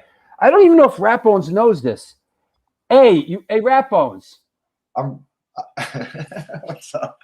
Do you know that you are on the cover of the new Antidote release? Oh, how much am I getting paid? Two Battlestar Galactica figures and a Boba Fett. I want all. Like, Matt, you got to step down off them Buck Rogers, buddy. You've been in the band how long? You ain't stepping over there. That's it. The Antidote record, the Antidote NYHC record is called Scarred. Nice. And look at that! I got my shirt off for the back cover. Yeah, no, it matches. That's the front cover of the upcoming record, and this is the. Where is the rear? Where is the back cover? Let me see. Here's the insert. Oh, here's the insert. The insert's pretty cool. This is Matt Gray after he got friggin' smoked at the A7 show and got tore open. Oh, right, Matt? Oh, I remember that. That's a nice. That's good. That's good stuff. Did you get stitches, Matt? I didn't. I went too late, so they said it's just naturally going to heal. I have a scar from it and everything. So Scarred. Yeah, literally. That's why it's called Scarred. You know. I wasn't going to the hospital in Pennsylvania after 2.5. I did not get stitches either. Yeah, stitches are for wusses, right? Okay, baby. So, and then here is a here's a photo of the band before we move on here. Here's a photo of the lineup that's on the record. There you go. Tom Capone on guitar, Matt Gray, me, and Tristan. Matt up front and center. Will you guys, will you tour outside U.S. as far as Europe and post-apocalypse? Absolutely, that's the plan. 2022 Antidote NYHC will be coming to Europe to play. Absolutely, that's the plan. Rat Bones, I'll see you later. Later, guys. Take care, brother. There you go. Hey, Matt. What do you got? That's it. Let me carry on with Tristan. Tristan. In the background. Oh, there's a cat. Yeah, what is that licking itself? What animal is that licking itself? I got 3 cats. I don't know where. Oh, the raccoon, dude. It's a raccoon. The fucking possum in your house, bro. Oh God. So, you know what? This is a great photo. This is a great photo. That. Hold on. This is one of the good ones. I like this was my favorite of the bunch. Yeah, you know. What a great photographer. Whoever Jonathan Busky, what's up, man? Yes. Kristen took this shot. Memily, yeah. Memily. Memoli? Memoli, like Emily, but with an M. Yeah, Memoli. Kristen Memoli took this shot. She did the whole photo session. Great. Is Antidote touring Africa? Absolutely. The tour starts in Zimbabwe. From there, we go to the Congo. And we're going to hit Chad. Johannesburg. We're going to hit Chad. 2 shows in Chad. And does Matt live in a treehouse? No. More or less. Yo, we got to play the Giza pyramids, like 1978 Grateful Dead. Right. All right. There you go. All right, Matt. Let me carry on. Good to talk to you, and we'll talk soon. Love you guys. Mr. Buddy, Matt, be good, man. Say hi to everyone. Take care. And we're back. Jeez, I'm exhausted from all the. I know, bro. I'm sorry, man. You know, I had to run them. I had to run them all through. Hey, tell us after the Sunchild thing sort of played out, you ended up in this band. Tell us a little bit about this band. Got it. So after Sunchild, I did another little offshoot from that called the Pawn Shop Kings, and then I just completely burned the fuck out. I don't know how old I was, approaching 30, I think, and just was done. So much touring, so much, Sunchild we did about. That happened before this. Yeah. I got it in my notes. Hold on. My notes reads 2002 to 2010, the lost years: depression, marriage, kid, divorce, skateboarding. Been there. Next picture. I think everyone's kind of been there, man. Next picture. Now, so at some point I just was approaching 30, and like with Sunchild, we did 600 shows. It was kind of the band that never really happened. We were always like on the cusp of something great, but it just was like a local phenomenon and never really went any further. And then I was just done. I was so burnt out, so over the music thing. And at that point, I had gotten married and had a child and was sort of like trying the white picket fence gig, which ultimately didn't work. Fool. What were you thinking? No shit, dude. I'm the first to tell you, you know that. And that was that. And then at some point, my stepson from my first marriage, from that point, he was like, I want to try skateboarding. So I went to the skate park and was watching him kind of putt around. And the guy who was running the skate park looked at me and he goes, dude, you used to skate. You want to get out there, don't you? And I was like, you damn straight. Because we never had skate parks here in New York or anything like that. But I grew up like looking at that. And then all of a sudden in California, these incredible skate parks. So at age, I guess around 31, 32, I got back on a skateboard and literally like learned how to skate what you see in the picture. Bowls and pools and half pipes and stuff. And that led me back into hardcore. I like literally, I got after. Yes, brother. Yes, brother. Yes. Welcome back. Welcome back, brother. It was complete reversion to like youth, 12-year-old angst. I'd been married, divorced, child, and I'm like, I'm going back to the source. And that was it. I rediscovered skateboarding. And then, I like this this sort of clothing ensemble here. Was this like your missing persons phase here? Yeah, that was, I was trying to bring it back to like 84, 85, man. Can you hear me? It's California, bro. When no one's listening, what are words for? Hey, Dorothy, you're not New York anymore, okay? That's California, bro. Jesus Christ almighty. When a problem comes along, you just whip it. Anyways, so I found skateboarding again. It was so liberating. And then you go to the skate parks in California, it's all punk music. And I was like, holy shit. Like, I just sort of rediscovered, my 12-year-old self. And that was then where it went back into playing hardcore music, really. And that was, we formed that band Prost. And is this a pro? Hold on. This is a good one. Hold on. Gator. Oh boy. Do we want to go there, Larry? I don't even know what that is. You don't have to go there. No, I mean, Gator was a very famous skater who wound up murdering someone. What's happening here? What's not happening there? So this is actually at Etny Skate Park in California, and every Halloween they do a Halloween bowl bash. So we dressed up as the Karate Kid, Cobra Kai guys, and right, you can't see it, but like in front of us is a skateboarding pool, and everyone's skating around, and we dressed up as the Cobra Kai guys from Karate Kid, and that was one of our shows. I thought it was like a Misfits thing. No.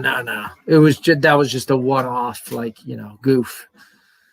Okay. But yeah.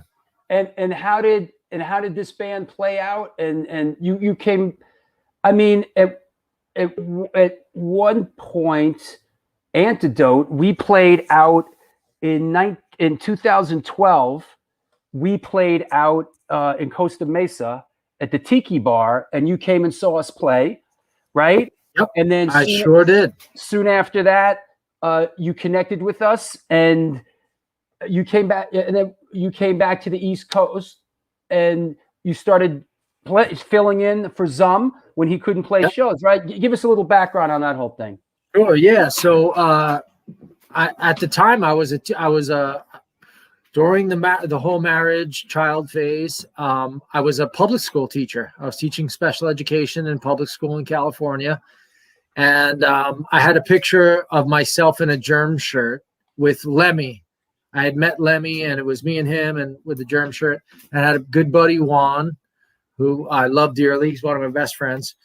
And Juan saw the picture, and he's like, "Dude, you like the germs and shit?" And I was like, "Yeah, because you're kind of in the guise of I'm a teacher, I'm a respectable adult, And so him and I started going to tons of shows. And this was, again, post-divorce. I was getting out there and playing in Prost. And he had sent me a text. I'll never forget. He goes, "Antidote from New York's coming out. Tiki Bar." And I was like, fuck, I'm in. And what I remember of Antidote was more the Rock Hotel years, like rich shit. You know what I mean? I remember seeing those flyers. I used to hang out in the Village when I was in high school. So that was like, I knew the Thou Shalt Not Kill era, but whatever. It was like, okay, awesome. Like New York, hardcore coming out here, blah, blah, blah. Let's go to the show. So I remember going to the show and seeing a very out-of-place character dressed in a suit who has since become one of my best friends in the whole world, who I love dearly. But I walked in, I'm like, I played the show in a suit. Who the fuck is this guy? Like, why is there an Amish guy here at the show? That was my suit stage. But hey, listen, you know what you got down into, bro? The black wife beater. It ended in a black wife beater, bro. Hey, listen, say what you want. You wear a suit, people notice you, right? It was awesome, though. It was fucking awesome. And we went to that show at the Tiki Bar in Costa Mesa. It was right down the street from my house. And you guys were fucking awesome. Mac Ray says, Drew wore that suit to my wedding. I probably did. That's funny. But yeah, I came to see you guys play. It was absolutely awesome. And then, I wound up just getting in contact with you guys. And then one thing led to another. You guys were coming back to California, and Zum couldn't make it. So I got offered the opportunity to fill his shoes, which are very fucking big shoes. I mean, did you Zum play, also the first show that you played with us, was that at Gilman Street? First show was in Stockton. Right, that was a rough show. And then we played Gilman Street the next night. The next night, yeah, with Tim, who Jesus Christ, why am I forgetting the name of the band? Shit. Tim from God. No, he's a friend of mine from California. I don't know. Yeah. No, yeah. Those guys. Yeah, sure. Oh God, I'm gonna hold big for this. I haven't heard much from them lately. Yeah, but anyways, so I had to take Zum's place, learn all the songs really quickly, and Zum, who I absolutely love, is a fucking phenomenal bass player. Yeah. So that's big. That's big shoes to fill. And I hadn't even met you. So that first show, if I can tell the story, we fly up to San Francisco. I talked to you on the phone, and we booked a rehearsal in San Francisco. I'd never played the songs with the band before, and we jump in the rehearsal room. We play like 2 or 3 songs. You're like, I don't want to blow my voice out. I think we're good. And that was it. The first time I played all the fucking songs with you was on the stage in Stockton. Yeah. Listen, my voice is fucked up. I don't have a great. My voice. It's gotten better, but I marvel at guys like Lou Kohler and guys Roger who could do it night after night. My voice blows out. It does. But I've gotten better. Hey, I've gotten better. Not as a knock to you, as a stress to me. I knew I had to fill some shoes, and those are big fucking shoes to fill. Oh, here we go. John Harmon says Tim Sawyer visual discrimination. Thank you, VD visual discrimination. That's Thank what you it is. so much. Yeah, yeah. But to fill some shoes on never rehearsing with the singer and the drummer was a fucking heavy proposition. Well, it took you a couple years, but eventually you kind of got it. I mean. Listen, I was the fucking Jason Newsted for that weekend, and that was it. Because I don't put up with anyone's shit either. Like, I know you thought I was like a California kid, but I'm a fucking New Yorker too, bro. It took years for me actually doing this show. I don't even know who you are, bro. Now I finally oh, wow, you played in this band that did the Warped Tour. Oh, wow, you were in this band. Like, now, all right. I just thought you were just some jamoke that was playing bass in the band. Drew, this is the first time you let me fucking talk in a conversation. For those out there, Drew and I we're very close. We're like, Drew's like an older brother to me or something. But the dude, you talk about yourself a lot, bro. But I love you. Enough of me talking about me. Hey, listen. Speaking of, I love you. I love you so much. I will give you the opportunity to what's going on here. The Undead. The Undead. What's going? How does one define this? Yeah. So since Antidote for a couple years there played very sporadically due to reasons we don't really need to talk about on the show, you fell in with this band. Tell us about your involvement. So I've always been since I first got into hardcore and punk music, I was a huge Misfits fan. And from the first time I walked into Slip Disc or opened up a Thrasher magazine and saw the damn logo, the skull or whatever, it was, Misfits are always one of my favorite bands ever. So when I moved back to New York, how many years ago? 7 years ago. I think I moved back here. And one of the things one of the first things I was like, I got to go see the Undead because I was such a huge fan of Bobby Steele era Misfits. Yeah. I really thought which like we had him on the show recently. Yeah. Some people feel that was the greatest era of the Misfits. Listen, Bobby is a tremendously underrated guitarist, I think. He's got the classic New York style. I put him with like Johnny Thunders and Ace Frehley. Yeah, he's old school, man. That's his style. Like the downstrumming, pentatonic. He really is underrated. And his era of the Misfits was my favorite era of the Misfits. So when I moved back to New York, I'd seen out in California like Agnostic Front and the Cro-Mags and different bands. And one of the bands when I moved back here, I was like, finally, I'll see the Undead. So I had, the opportunity. I went and I saw them. We did a gig together. It was the gig that we played with them at A7. Yeah, it was the A7 gig with Ultraviolence and them. I forget who else was on the bill, but it was a great gig back when they had Paul Mald playing bass for him. And what's his name? Ivan, who played drums. I can't remember the drummer at that time. What was his name? Joe Stoker, the drummer before you, Joe? So go on. Anyways, yeah. So I had dinner with them that night, and we hit it off. They, super nice people. Much respect for Bobby and Diana. They were great. And then over the years, I would here and there, I would run into Joe Boris. I'd run into Joe here and there, and he was like, "Oh, I'm the drummer from the Undead. You're the bass player from Antidote." And we saw a lot of shows together. I remember running into him at a Doyle show, and I went to see the Undead when they played. They did a Joey Image benefit. There you go. And can I quote Joe Stoker? Okay, here we go. I don't know how to do a good Joe Stoker voice. First met Tristan when the Undead played the Joey Image benefit. Hooked up with him again soon after at the Jerry's Kids Antidote show at Brooklyn Bazaar. From then on, he was practically in the band. Nats, Bryce, and Tristan are the best bassists the Undead has had. Well, thank you, Joe. Joe Stoker, man. Don't fucking come to my shows poaching my guys, bro. Hate motherfuckers. Listen, you motherfuckers, don't come to my shows and poach my guys. First of all, I got to get back to the story, but I love Joe Stoker. He was a young guy when I met him, but one of the nicest freaking kids and smart. And I love Joe. We have a lot of laughs. Go on. He's a great guy. All right, fuck that. Anyways, so at the Jerry's Kids Antidote show, the Undead showed up with Joe, and we're talking in the lobby. They were going to be in California playing some shows, and I was going to be in California at the same time. So I said, "Hey, I heard you're playing the Doll Hut, and I forget what the Whiskey or some other show." And I was like, "I'll be out there. I'll come see you guys play." So they're like, "You got to come up and play a song with us."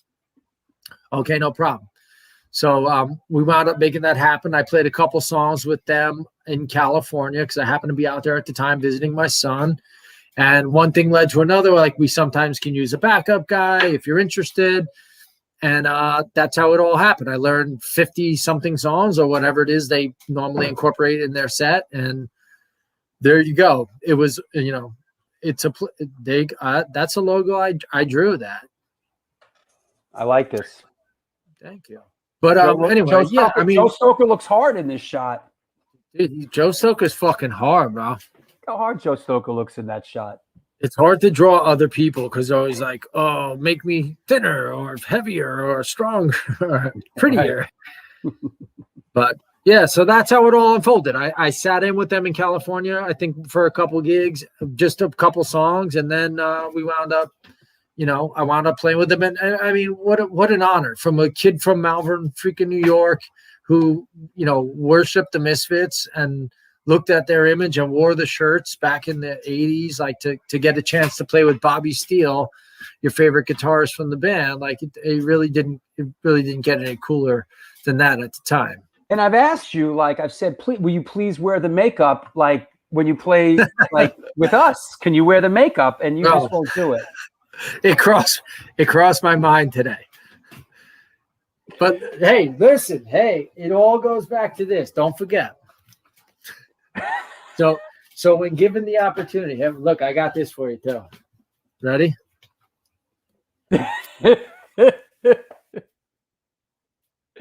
Computer's all back. Hey, I got a question for you. We're going to take a break, last break, and come back and take some questions from around the world. But I want to ask you about this picture here. What's going on in this picture? Oh, all right. So back in 1999, Sunchild was recording their next album, and Jim Mitchell, who was the engineer for the Use Your Illusion albums and some of the GNRs, the Guns N' Roses stuff, he was like, "Okay, I'm going to try to get Sparky Studio. We got to get it in Sparky Studio." And we didn't know who Sparky was. And then eventually, like, okay, Sparky is Slash. So Slash had just bought a house up in Beverly Hills, and he had built a studio, and he was looking to break the studio, and he wanted a band to come in and record. So it was actually the Slash's Snake Pit album he was working on simultaneously as Sunchild went in to record. So we lived at Slash's house for about a month. And at some point, I mean, Slash was always around. He was unbelievably nice guy. Would come down all the time, hang out, and everything you expected. Shirtless, snakeskin leather pants, the whole deal. So one night he came down in the hat. And we're like, "Oh my God," like, there's the fucking hat. So he wears the hat. He wears the hat in his house. Correct. Got it. Now, I had seen like Guns N' Roses, I don't know, 80 something in New York and 92 in the Garden. So, you know, this is a little dot you see on a stage is all of a sudden in the room with you. And we actually had played a gig with him in 96. I've been in the room with him. Yes, I know that feeling. So it's Slash, you know. Yeah. But he's very quiet and humble, and you know, not a nice guy. So one night he came down shirtless, the fucking snakeskin leather pants and boots and the hat. And he takes the hat off and he puts it on a shelf. And he leaves. He was going to the Rainbow to do some promo for the Life is Grand album. This is 99. And so we're looking at, everyone's like immediately looking at the fucking hat. Like the hat, there it is. So yeah, the hat. So question or not? Yes, let me interject a question. When you first sent me this photo, I saw the hat and I wondered, what's the story with Slash's hat? Does it get passed around to everyone? Does everyone get a spin on it? Like, yo, let me, how about me here? That was what I was thinking when you sent this to me. That was my question. Like, what's the story with the hat?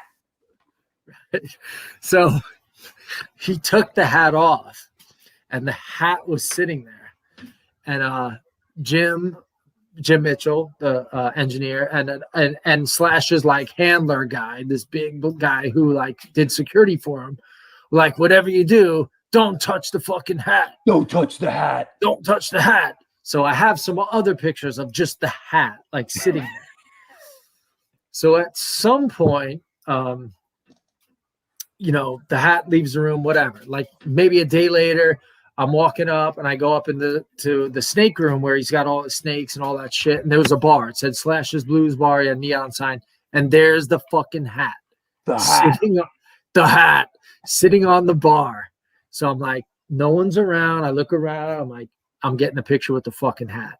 So I put the hat on my head. And that's from a disposable camera right there. It's like the world's first selfie. And I shove the hat on my head. You got a real guilty look. You got a real guilty look. Yeah, like fucking don't.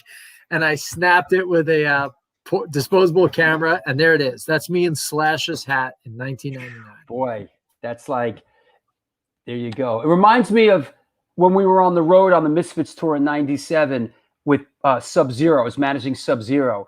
And Lou from Sub-Zero was obsessed about his pillow. Like, because we were sleeping in a Winnebago, right? And like, it was like, you know, and he was freaked out about his pillow, like people touching his pillow. So what we did was I started taking pictures of people with their head on his pillow. and at one point, I don't remember if it was Jerry Only or Doyle to put in full makeup with their face on his pillow. And I was going to show him at the end of the tour, like 30 pictures of like the roadies and all the people with their all the taboo. My wife, everybody was on that tour, you know? Yep. Yeah, that was the hat. It was definitely like a taboo. Like, don't fucking fuck with the hat.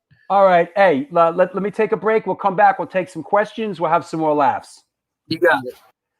What's happening? It's the New York Hardcore Chronicles Live, and we are sponsored by New York Hardcore Comics, The Organic Grill, the Texas Silver Rush, DTFM Vinyl Distro, Chacho's Tacos, Generation Records, and Chain Reaction Records. And Skateboards, located in Lakewood, Colorado, is the Rocky Mountain headquarters for all things punk, hardcore, and metal. Established in 2014, they have the largest selection of records, CDs, shirts, stickers, patches, and accessories between Chicago and Los Angeles. From the pit to the ditch, they've got your back. Get in touch with them at www.chainreactionrecords.com. Last but not least, I'm going to have to read this text that I'm actually getting pretty sick of reading. God forbid this friggin' sponsor is going to come up with some new text. New York Hardcore Comics opened back in 2013 when lifelong friends Debo the Pro and Lee Farrelly combined their collections and obsessions for comic books, punk rock, toys, statues, Magic the Gathering, and all things horror. The store is located at 117 Main Street in lovely Dobbs Ferry, New York. If you want to support them during this pandemic, please contact them via email at newyorkhardcorecomics@gmail.com. Do me a favor, if you know anybody at New York Hardcore Comics, tell them to send Drew Stone some new text for this friggin' show. Also, I want to mention a couple more upcoming shows. What do you know? Here are some upcoming shows. Coming up, Sunday, June 27th, the day before my birthday. I guess this will kind of be my birthday show. It will be Keeler. Max Cavalera, Soulfly, Sepultura, Cavalera, Conspiracy, Killer Be Killed, Go Ahead and Die, coming on the show. A couple days after that, Steve Birnbaum, the photographer from the band, was here on Instagram. Very cool page. This is going to be a show rich in music history. Sunday, June 11th. How about it now? Come on now. Sergio Vega, Quicksand, The Deftones, and Absolution.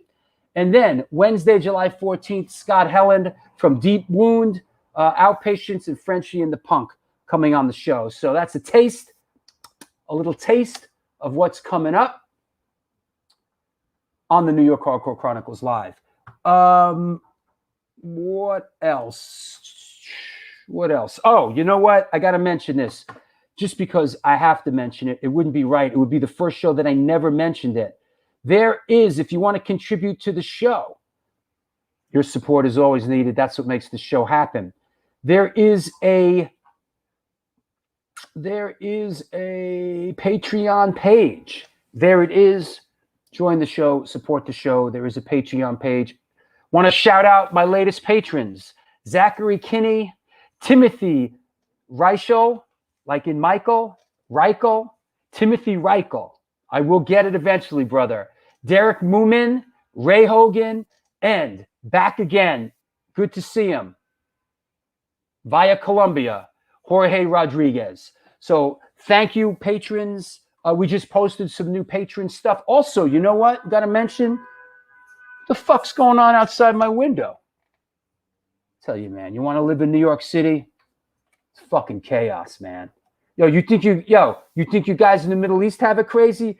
Come move into the Upper West Side. I want to mention this is a Patreon event available to all patrons. Where is it? Hold on. Why can't I find this thing? Oh, here we go. It's the Hardcore Brunch. The date is Sunday, June 26th, the day before the Max show. We are doing a Patreon-only show. Not a show. What am I talking about? It's a brunch, literally. We are meeting at the Organic Grill. Let me get the Organic Grill logo up there. At the Organic Grill. Guest of honor is Craig Satari. It is limited seating. It's $25, you cheap fucks. Come on down. Have some yummy organic food. Craig Satari. Some great camaraderie. There it is. Get on Patreon. What's up, Upstate Rick? Where's the window cam? I should plug it in. Fucking animals out there, man. Dogs, rest in peace, Sean Vasquez. Absolutely. Tattoo artist, great guy. Yes, Scott Helland, what's up? Oh, we got everybody. All right, good. So no chance of internet glitches. Yes, because he's going to be live on the show. How about some questions for Tristan? Some questions for Tristan. Let's see what we can drum up here. So let's bring him back. Any questions about Antidote NYHC, the Undead, Sunchild, the Warped Tour, skateboarding? Come on, dig deep. What's up, bro? Otherwise, I got stories, bro. If you know what? What about this? This is another one of your photos that I love. What's happening here? So that was on our way up to Oneonta. Remember that gig? Really? Yeah, we were driving up to Oneonta, and I was like, you know what? I'd love to see the site in Bethel where the Woodstock Festival was. So that's why I had the bass and all that shit with me. Yeah. Okay. That's where that was taken. Okay, question from GP. Do you have any Zorlak decks? Zorlak decks. I wish. I mean, I got the old Skull Skate shirt, but as far as Zorlak decks, they made some sick decks back in the day. I just never skated them. They had the Metallica and the Misfits and the John Gibson. They had some great ones. It just, I personally don't own any though. I wish. Okay. Yeah. All right. Good question. Yeah. I can give you a good Slash studio story if you want one. No. Hey Tristan. What else is there? Hey Tristan, what weird stuff does Drew put in the rider? other than you know, other than rainbow condoms, neuroticism, anxiety, be on time, where the fuck are you? Yeah. Drew's easy. Drew's easy when it comes to that.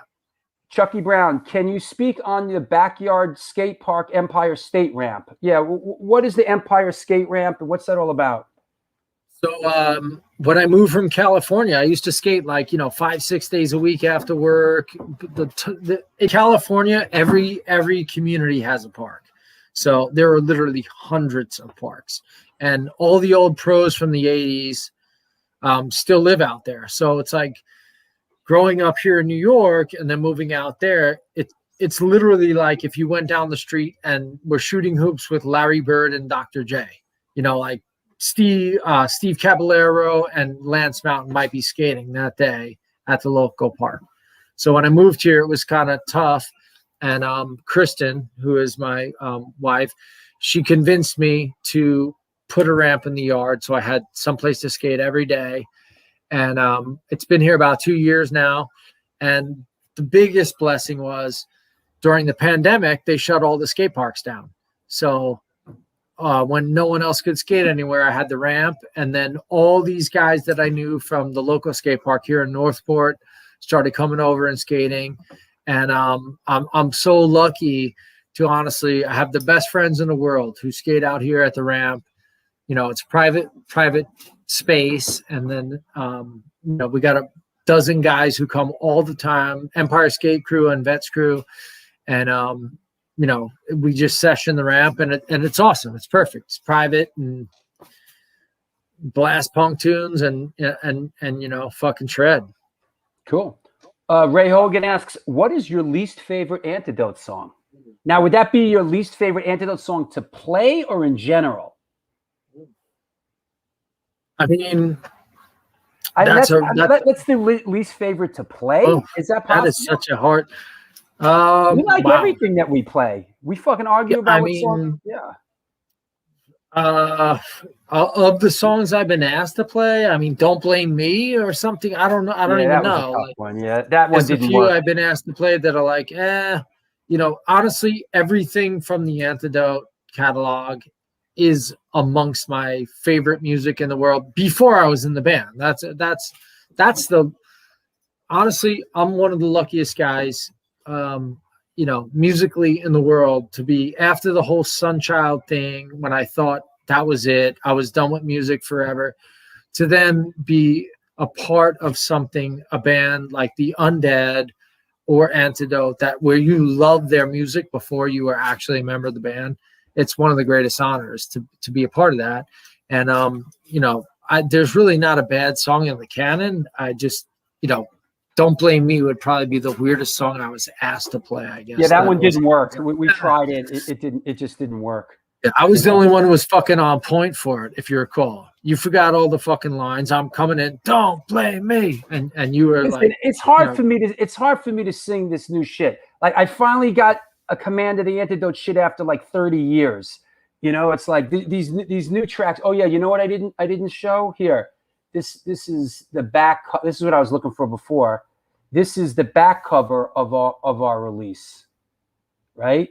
This is the back of the Scarred release that's coming out. And listen, we're about putting out new music. Others can go on about the past and blah blah blah blah, but Antidote NYHC, we're all about putting out new music and moving forward. And that's what we're doing here. And you wrote some great stuff here, man. I mean, you wrote this stuff. I contributed somewhat lyrically, but man, the stuff that you wrote, and a lot of people have heard it, the video's out, and, we have a track on the A7 comp and a track on the Coney Island thing. You really wrote like the right, you can write for my limited range of singing. Well, over the years, I've written so many songs, and I get the vibe. I get where it comes from. Whenever I write something, it's always, for hardcore music, I think of like, well, what do I want to skate to? But it's got to be within a certain context of what works for your range. And I understand all that, so I really tried to tailor what we did on this record to, everyone's strength. And I mean, dude, Matt Gray is a fucking ridiculously good drummer, and Tom Capone is a ridiculously good guitar player. So I'm doing the guitar on the demos and stuff, but I know he's going to take it up the next level, and I know you're going to do your thing, and it's like, that's what you got to do when you write for a band. You know what I mean? So, yep. I'm so proud of how this all came out. You know what I mean? It's great, man. It's been awesome. It's great. And there's other stuff that's not on this record that we recorded a bunch of stuff. So, that stuff. A lot of stuff. Yeah. Yes, Joe Stoker. Tristan wrote it. Now contribute some Yeah. No, Joe. Tristan writes for my band. Okay. Go fucking dig up a corpse. I got hundreds. Go dig up a corpse somewhere and get him to write something for you. Can you speak? I'll give it to Joe. Joe is a very talented musician, though. He plays bass, he plays guitar, he plays drums. He's been sending. He sent me a song recently, and it's awesome. He's very talented. I'll give him that for sure. Here's a question from our resident historian Chucky Brown. Can you speak on sharing the stage with Mr. Bungle at Brooklyn Steel? Yeah, I mean, what an honor. Those guys have been around forever, and to Scotty, Ian, and to be up there with Lombardo, it's just unbelievable. Yeah, that was cool. It was an incredible show, just to sold out, and for them to think of us as the band they want to open up for them, and to be up there was incredible. And I mean, those guys like, Scotty, Ian, and Lombardo were guys I looked up to my whole life. I mean, I was such a huge Slayer fan and Anthrax fan. So to have them, the most incredible thing about that show was after the show, Frankie Bello, the bass player in this picture from Anthrax, came up to me. He's like, "What rig are you using?" That was awesome. Like, I'm like, what universe am I in that he's talking to me about, like, in 1986, I was 12 years old, like with the Anthrax albums in my hand. It was surreal. So it was a great night. You know what I mean? And I think, we crushed it up there. Drew was great. Everyone was great. Yeah, here's a shot of us playing from that night. There you go. We crushed it that night. How bad could that be? How bad? Brian Macko asks, and I'm glad you asked this, Brian. This should have been favorite skateboarder from your past, current skateboarder you admire. Got it. Wow. So I really came up in the Bones Brigade era. So Powell Peralta guys like 85, 86, 87. So, I mean, Lance Mountain, probably my number one, Steve Caballero, Christian Hosoi, Neil Blender, Chris Miller, Steve Alba, Dwayne Peters. I mean, those are the guys that I really love, historically. Current guys that, oh God, there's so many. Milton Martinez is a monster. Skated with him a lot of times.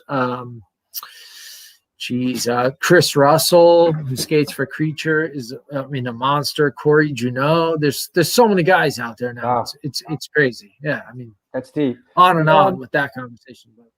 I have a photo to go with this here. Before I read it, let me put it up. Yeah. So how deep down the jam band rabbit hole did you go in California? Dead shows, Fish shows, and this photo is a shot of you and Mark Ford from the Black Crows, right? So tell us, how far down the jam band hole did you go? Oh no. Pretty far. Yeah. Well, So, we get into it, you and me, you know. Listen, I think the biggest like scar on like the hardcore like is the Grateful Dead. Like, if there's a whipping boy in the hardcore community, it's like, fuck you hippies, Grateful Dead, all that shit. But I'll be honest, if you know, and I'll be truthful. Grateful Dead is one of the most like DIY thing, if there is a punk band from that era, it is the Grateful Dead. But you got to understand, it's deep.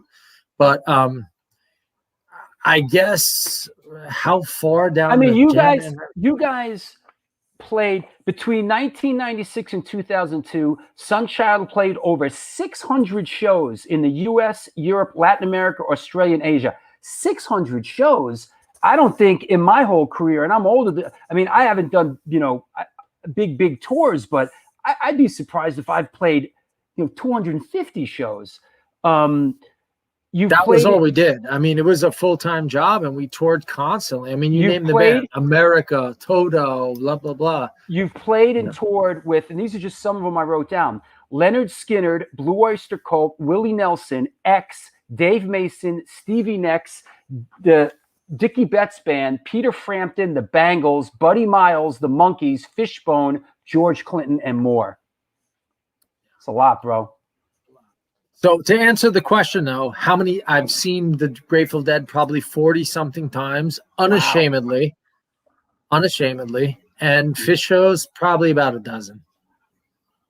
Do you have a 1986 skateboard collection? I do. I have a bunch. When you collect something like that, is it like specifically like I'm looking for 1986 skateboard decks? I mean, do those exist?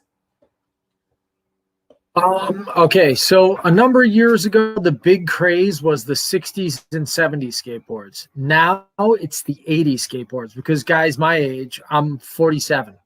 So like if you're in my age bracket, you were an 80s kid and now you're like making money, you have a job, you're a lawyer, whatever. So the market constantly changes. When I look for old skateboards, it's anything old for a bargain. You know what I mean? So do old skateboards, like how can an old skateboard deck exist? Like what? It's brand new and someone put it in a basement for 30 years? Does that happen? Yeah. Basically, yeah. So listen, one of our best friends in the whole world, one of the nicest guys ever, Larry Kelly, gave me a Mike McGill. It's this red board. Where the hell? Because I'm backwards. This board here, but this is a reissue. But he was so kind to give me an original 1984 Mike McGill, and their weather, they take their toll, like, they're used and stuff. But, when you get them, it's just like anything that's old, it's most of the time they're beat to shit because kids skate on them. So it's hard to find them in good condition. One time back in the day in the 80s, Jerry Only gave me a bunch of Misfits decks. They were like if I remember correctly, they were under Glenn's mother's front porch or something, or under his mother's front porch. He gave me like 3 of those original Misfits decks, which I proceeded to just fucking give away, throw it, whatever, man. He fucking was like, hey, take a couple of these. And I'm like, all right. They sat in my house for a while. And I was like, I got to get this crap out of here. And I friggin' gave it away, man. Those old, like, I mean, this is where is it? I'm all backwards, but like this is a Bill Danforth, like it's a Misfits era, like rip-off deck signed by the skater. They go for hundreds and hundreds. Those old, can you imagine? Misfits Those were the original one. I'm talking. This is from He gave this to me in 1984. Yeah, probably Zorlak put those out. Like in mint condition, you're talking thousands. Ah! No one thought, dude, I had so many decks that I just threw the fuck out like garbage. You didn't know. When I moved to California, so the Bones Brigade, which was Pal Peralta, was the biggest fucking thing on earth in 86, 87.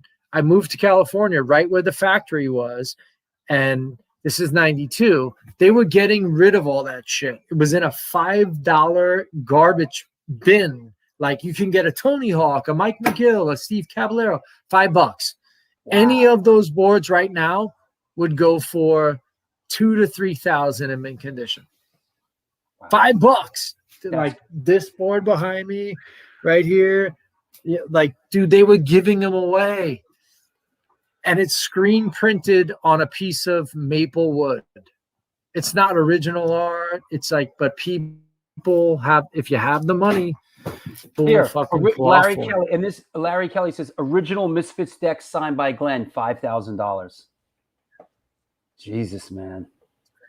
Yep. And I mean, they screen printed hundreds of thousands of these decks, but it's just the fact that people beat them to shit. That if you can get one in good condition, it's like, you know, a gem. Here's Joe Stoker, favorite bass lines to play in Antidote and the Undead. Well, Undead, without a doubt, put your clothes back on. I love that bass line. Antidote, geez, I have so many favorite songs.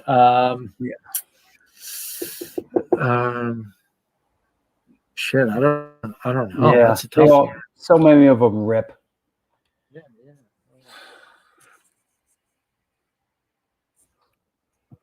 God, I don't. Yeah, it's impossible to say. Well, but I like definitely. I like the new songs we're doing. Thank you. Yeah. Me too, man. I'm excited. Yeah, man. We're excited to get out there and play this new stuff, man. Tired of hearing all this old shit.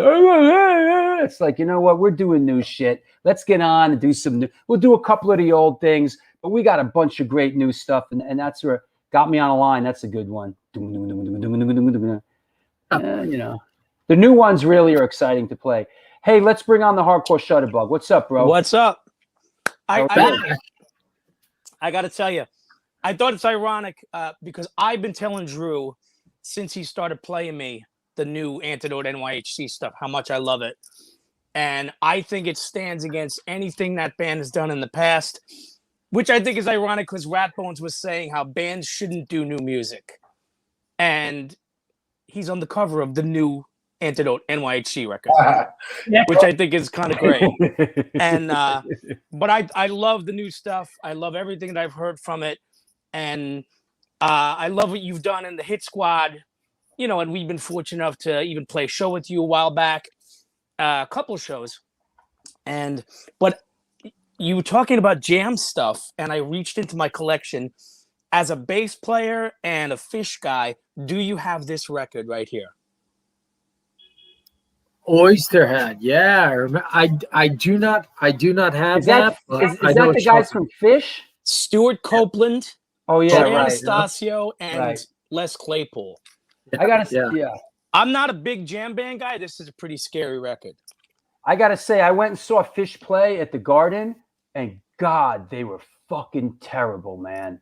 I thought they were so bad. That guy's guitar tone was the most pussy ass guitar tone I've ever heard. It was the wimpiest shit. God.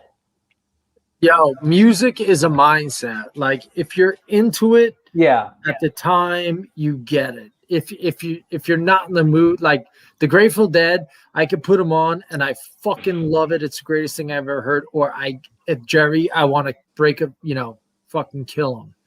So it's all about like where you're at. You know what I'm saying? What is your favorite Iron Maiden song to play? Me? Yeah. It's a Trooper. Duh. Hey, hold on. So bass heavy, Trooper. Hold on. Sure. Hey, fuck you. We're playing new shit. Hey, let me defend myself real quick, guys. I really meant that. Look, what you guys are doing is totally, it's organic. It's what you're doing. The rock and rollers. But like a band that I meant a band that's already been to the top. Don't think your little band's gonna be like that in a few months. Like that's what I meant by that. I meant that more than bands not rocking. You're 4 new dudes rocking new vibes. Conditioned by indoctrination, conditioned by society. You're a victim of the digital age, a 21st century casualty. Open your eyes, you're losing control. Open your eyes, put down the phone. Conditioned by misinformation, it's just the media telling us lies. Decipher fiction from the truth, society's slow and tragic demise. Open your eyes, you're losing control. Open your eyes, put down the phone. Everyone's got their fucking opinion. Can't believe everything they say. Everyone's got their fucking opinion. The human touch is the only way. Think for yourself, think for yourself, think for yourself, think for yourself. Yeah, suck on that. That song gets I almost logged off. I was like, did this show just end? No, but I gotta say, you know, when I first heard that song, it's like, and then you hear it a few more times, and it's like any other music. Really Remember, song. that's what they did to you with Phil Collins, bro. That's why you like Phil Collins. The same that, and I realized that's what they were doing to me.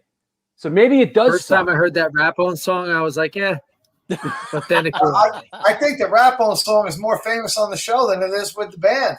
Hey, these fucking guys tried to get me to change the line. About the phone. Get off the phone. You fucking argued with me about that. I said I'm not changing it. Yeah, I'll still fucking argue with you about it. It's a fucking great line. You made me change that other line too. That I'll never fucking forgive you for that. The same old yarn. The same old yarn. When you throw me out of the band, I'll fucking come out with my solo version of that shit, and everyone will hear it how it should have been. Get off the bone. They tried to this dude right here. He tried to make me change that line. Open your eyes, losing control. Open your eyes, who's in control? Oh, fucking brilliant. Yo, I got my Santa Cruz, man. Nice. Yeah, I love it, brother. Throwback. I got this throwback. Remember these high school days? Wow, Ocean Pacific, of course, man. Of course. Yeah, you gotta have a bunch of skateboards, man. I got the Zigzag. These are $100 boards. Yeah. I broke out the skateboards. You know what we used to do was one guy that used to skate. We used to take the skateboards he was done with and screw the wheels on the back of our hockey nets so we could wheel them down to the other block to play the other team. Yeah. I found this board. At a Black and Blue bowl at the at the Brooklyn Bazaar place, the one off Greenpoint. Yeah. I was just walking looking for food, and it was just laying outside of a bar. It's I can't see. It's a globe. I don't know. Turn it. Right over on it now, man. But not a bad board, not a bad find. You know what I mean? It had like a layer of dust, and I just wiped it off with a damn cloth. Some guy walked 20 miles home. Man, I'm telling you, they put it out. He went in for a beer. Right, Johanna. He found it. Found it. Yo, shut up for 1 minute. Yeah. I love how people like the new Antidote Stoker and the phone lines. The best phones. You try to change my luck and turn it into something I did wrong. But I know I was walking past the restaurant. They put out all the old shit. The skateboard was there. Relax. I'm not, I ain't that kind of person. Now you sound like other people that are haters. Don't get your panties all punched up now. Oh, it's okay. It's okay. I'm just saying. Oh, now all of a sudden it's all fun and games until somebody, when I was 16 to 20 years old, I did shit like that. But I'm 55. Relax. Nobody's implying that. That we love you.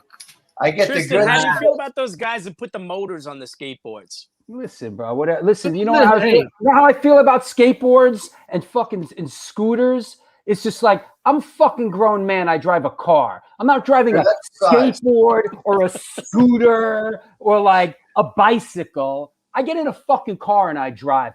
All right, I'm fucking 50-something years old. Well, we live in the city too. I thought I was the guest today. Wow. Whatever makes you happy, bro. Skateboarding to me is like I'm like a punk rocker that got my name from rap bones, you know, from skateboards. From skateboards. yeah, that's it. The old rap bones. Yeah. Tristan found slashes back. Right. Careful, Drew's gonna change the lyric to put down the board. Yeah, some 12-year-old kid is crying at home right now, wishing he had a skateboard. Yeah, good one, Spaghetti Lee. I take the A train, world's biggest skateboard. Listen, unless you do it, you don't know. That's therapy, man. No doubt. Spaghetti Lee, is that a Rush reference? Good, Mac Ray, good, he could drive out to PA for rehearsal. All right, listen. Yeah, I know you're breaking. Drew, you live in Manhattan. You don't have a bike. No, I don't. I don't have a skateboard or a scooter either. I've got a fucking car, and I've had it my whole life. Drew, why are you calling me at 8:30 a.m.? I'm waiting for alternate side parking to end, so I just figured I'd call you. Oh my god! All right, listen, we're having some fun. Hey, Rappos, I'll see you later. Right. Steven, I'll see you later. I'll hide my skateboard. Oh, Tristan, always a pleasure, man. Always a pleasure. Steven, same. It was great, Tristan. Thank you, guys. I love you guys. Holy shit. The wax. Mac Gray had someone had a great question. I can't find anyone. How many times does Drew Stone call you in one day? Lately, a lot. Three. Yeah. Once, yeah. Well, you get up now that I know that you get up early. That was like you should never let me. Oh, bro, 8:30. Call me when you can. You get the fuck you button. Like, dude, can I like relax for a sec? I'm working. I get up at 5 a.m. So the whole world has to get up like me soon after that. You know, doing Arnie stuff. Call your dad. He's probably up. The old man ain't up that early. No one gets up as early as me, man. Couple people. You know who gets up as early as me? Steven Messina's up as early as me. I talked to, right? You're up as early as me, right? Absolutely. But listen, you guys are hardworking guys. I can appreciate that, Drew. You know, you have an unbelievable work ethic. I do. Thank you. All right. Well, listen, what else we got? We had some fun. Fun show. We had a couple laughs. Who do we want to shout out? Everyone in the you listen. You know what? Who do you want to shout out? I'm not going to put words in your mouth. Yeah, don't. First of all, it's my dad's birthday today. Oh, so you know my dad. Happy birthday, Dad. Yep, 78, I think today. Wow. Yeah. So happy birthday, Dad. And of course, my mom. She's always been such a huge supporter of like anything I do, no matter how crazy it is. Kristen, who puts up with you and me and whatever crazy ideas we have, and all, you know, my sons, my boys, and definitely all the guys who skate with me. They keep me sane, man. That's my crew, the Empire Skate Ramp crew and the Vets crew, and all the musicians I've ever played with, like Zum, REA, all the guys from, you know, any point in my career. They've pushed me to be better, and, you know, taught me a lot. And certainly you, Drew. I love you like a brother. You know that. And thank you. I have a lot of respect for you and everything you do. And it's a pleasure to be here and an honor to be on here. And all the people you have on. Rat Bones, Sid, and Steven, all those guys, man.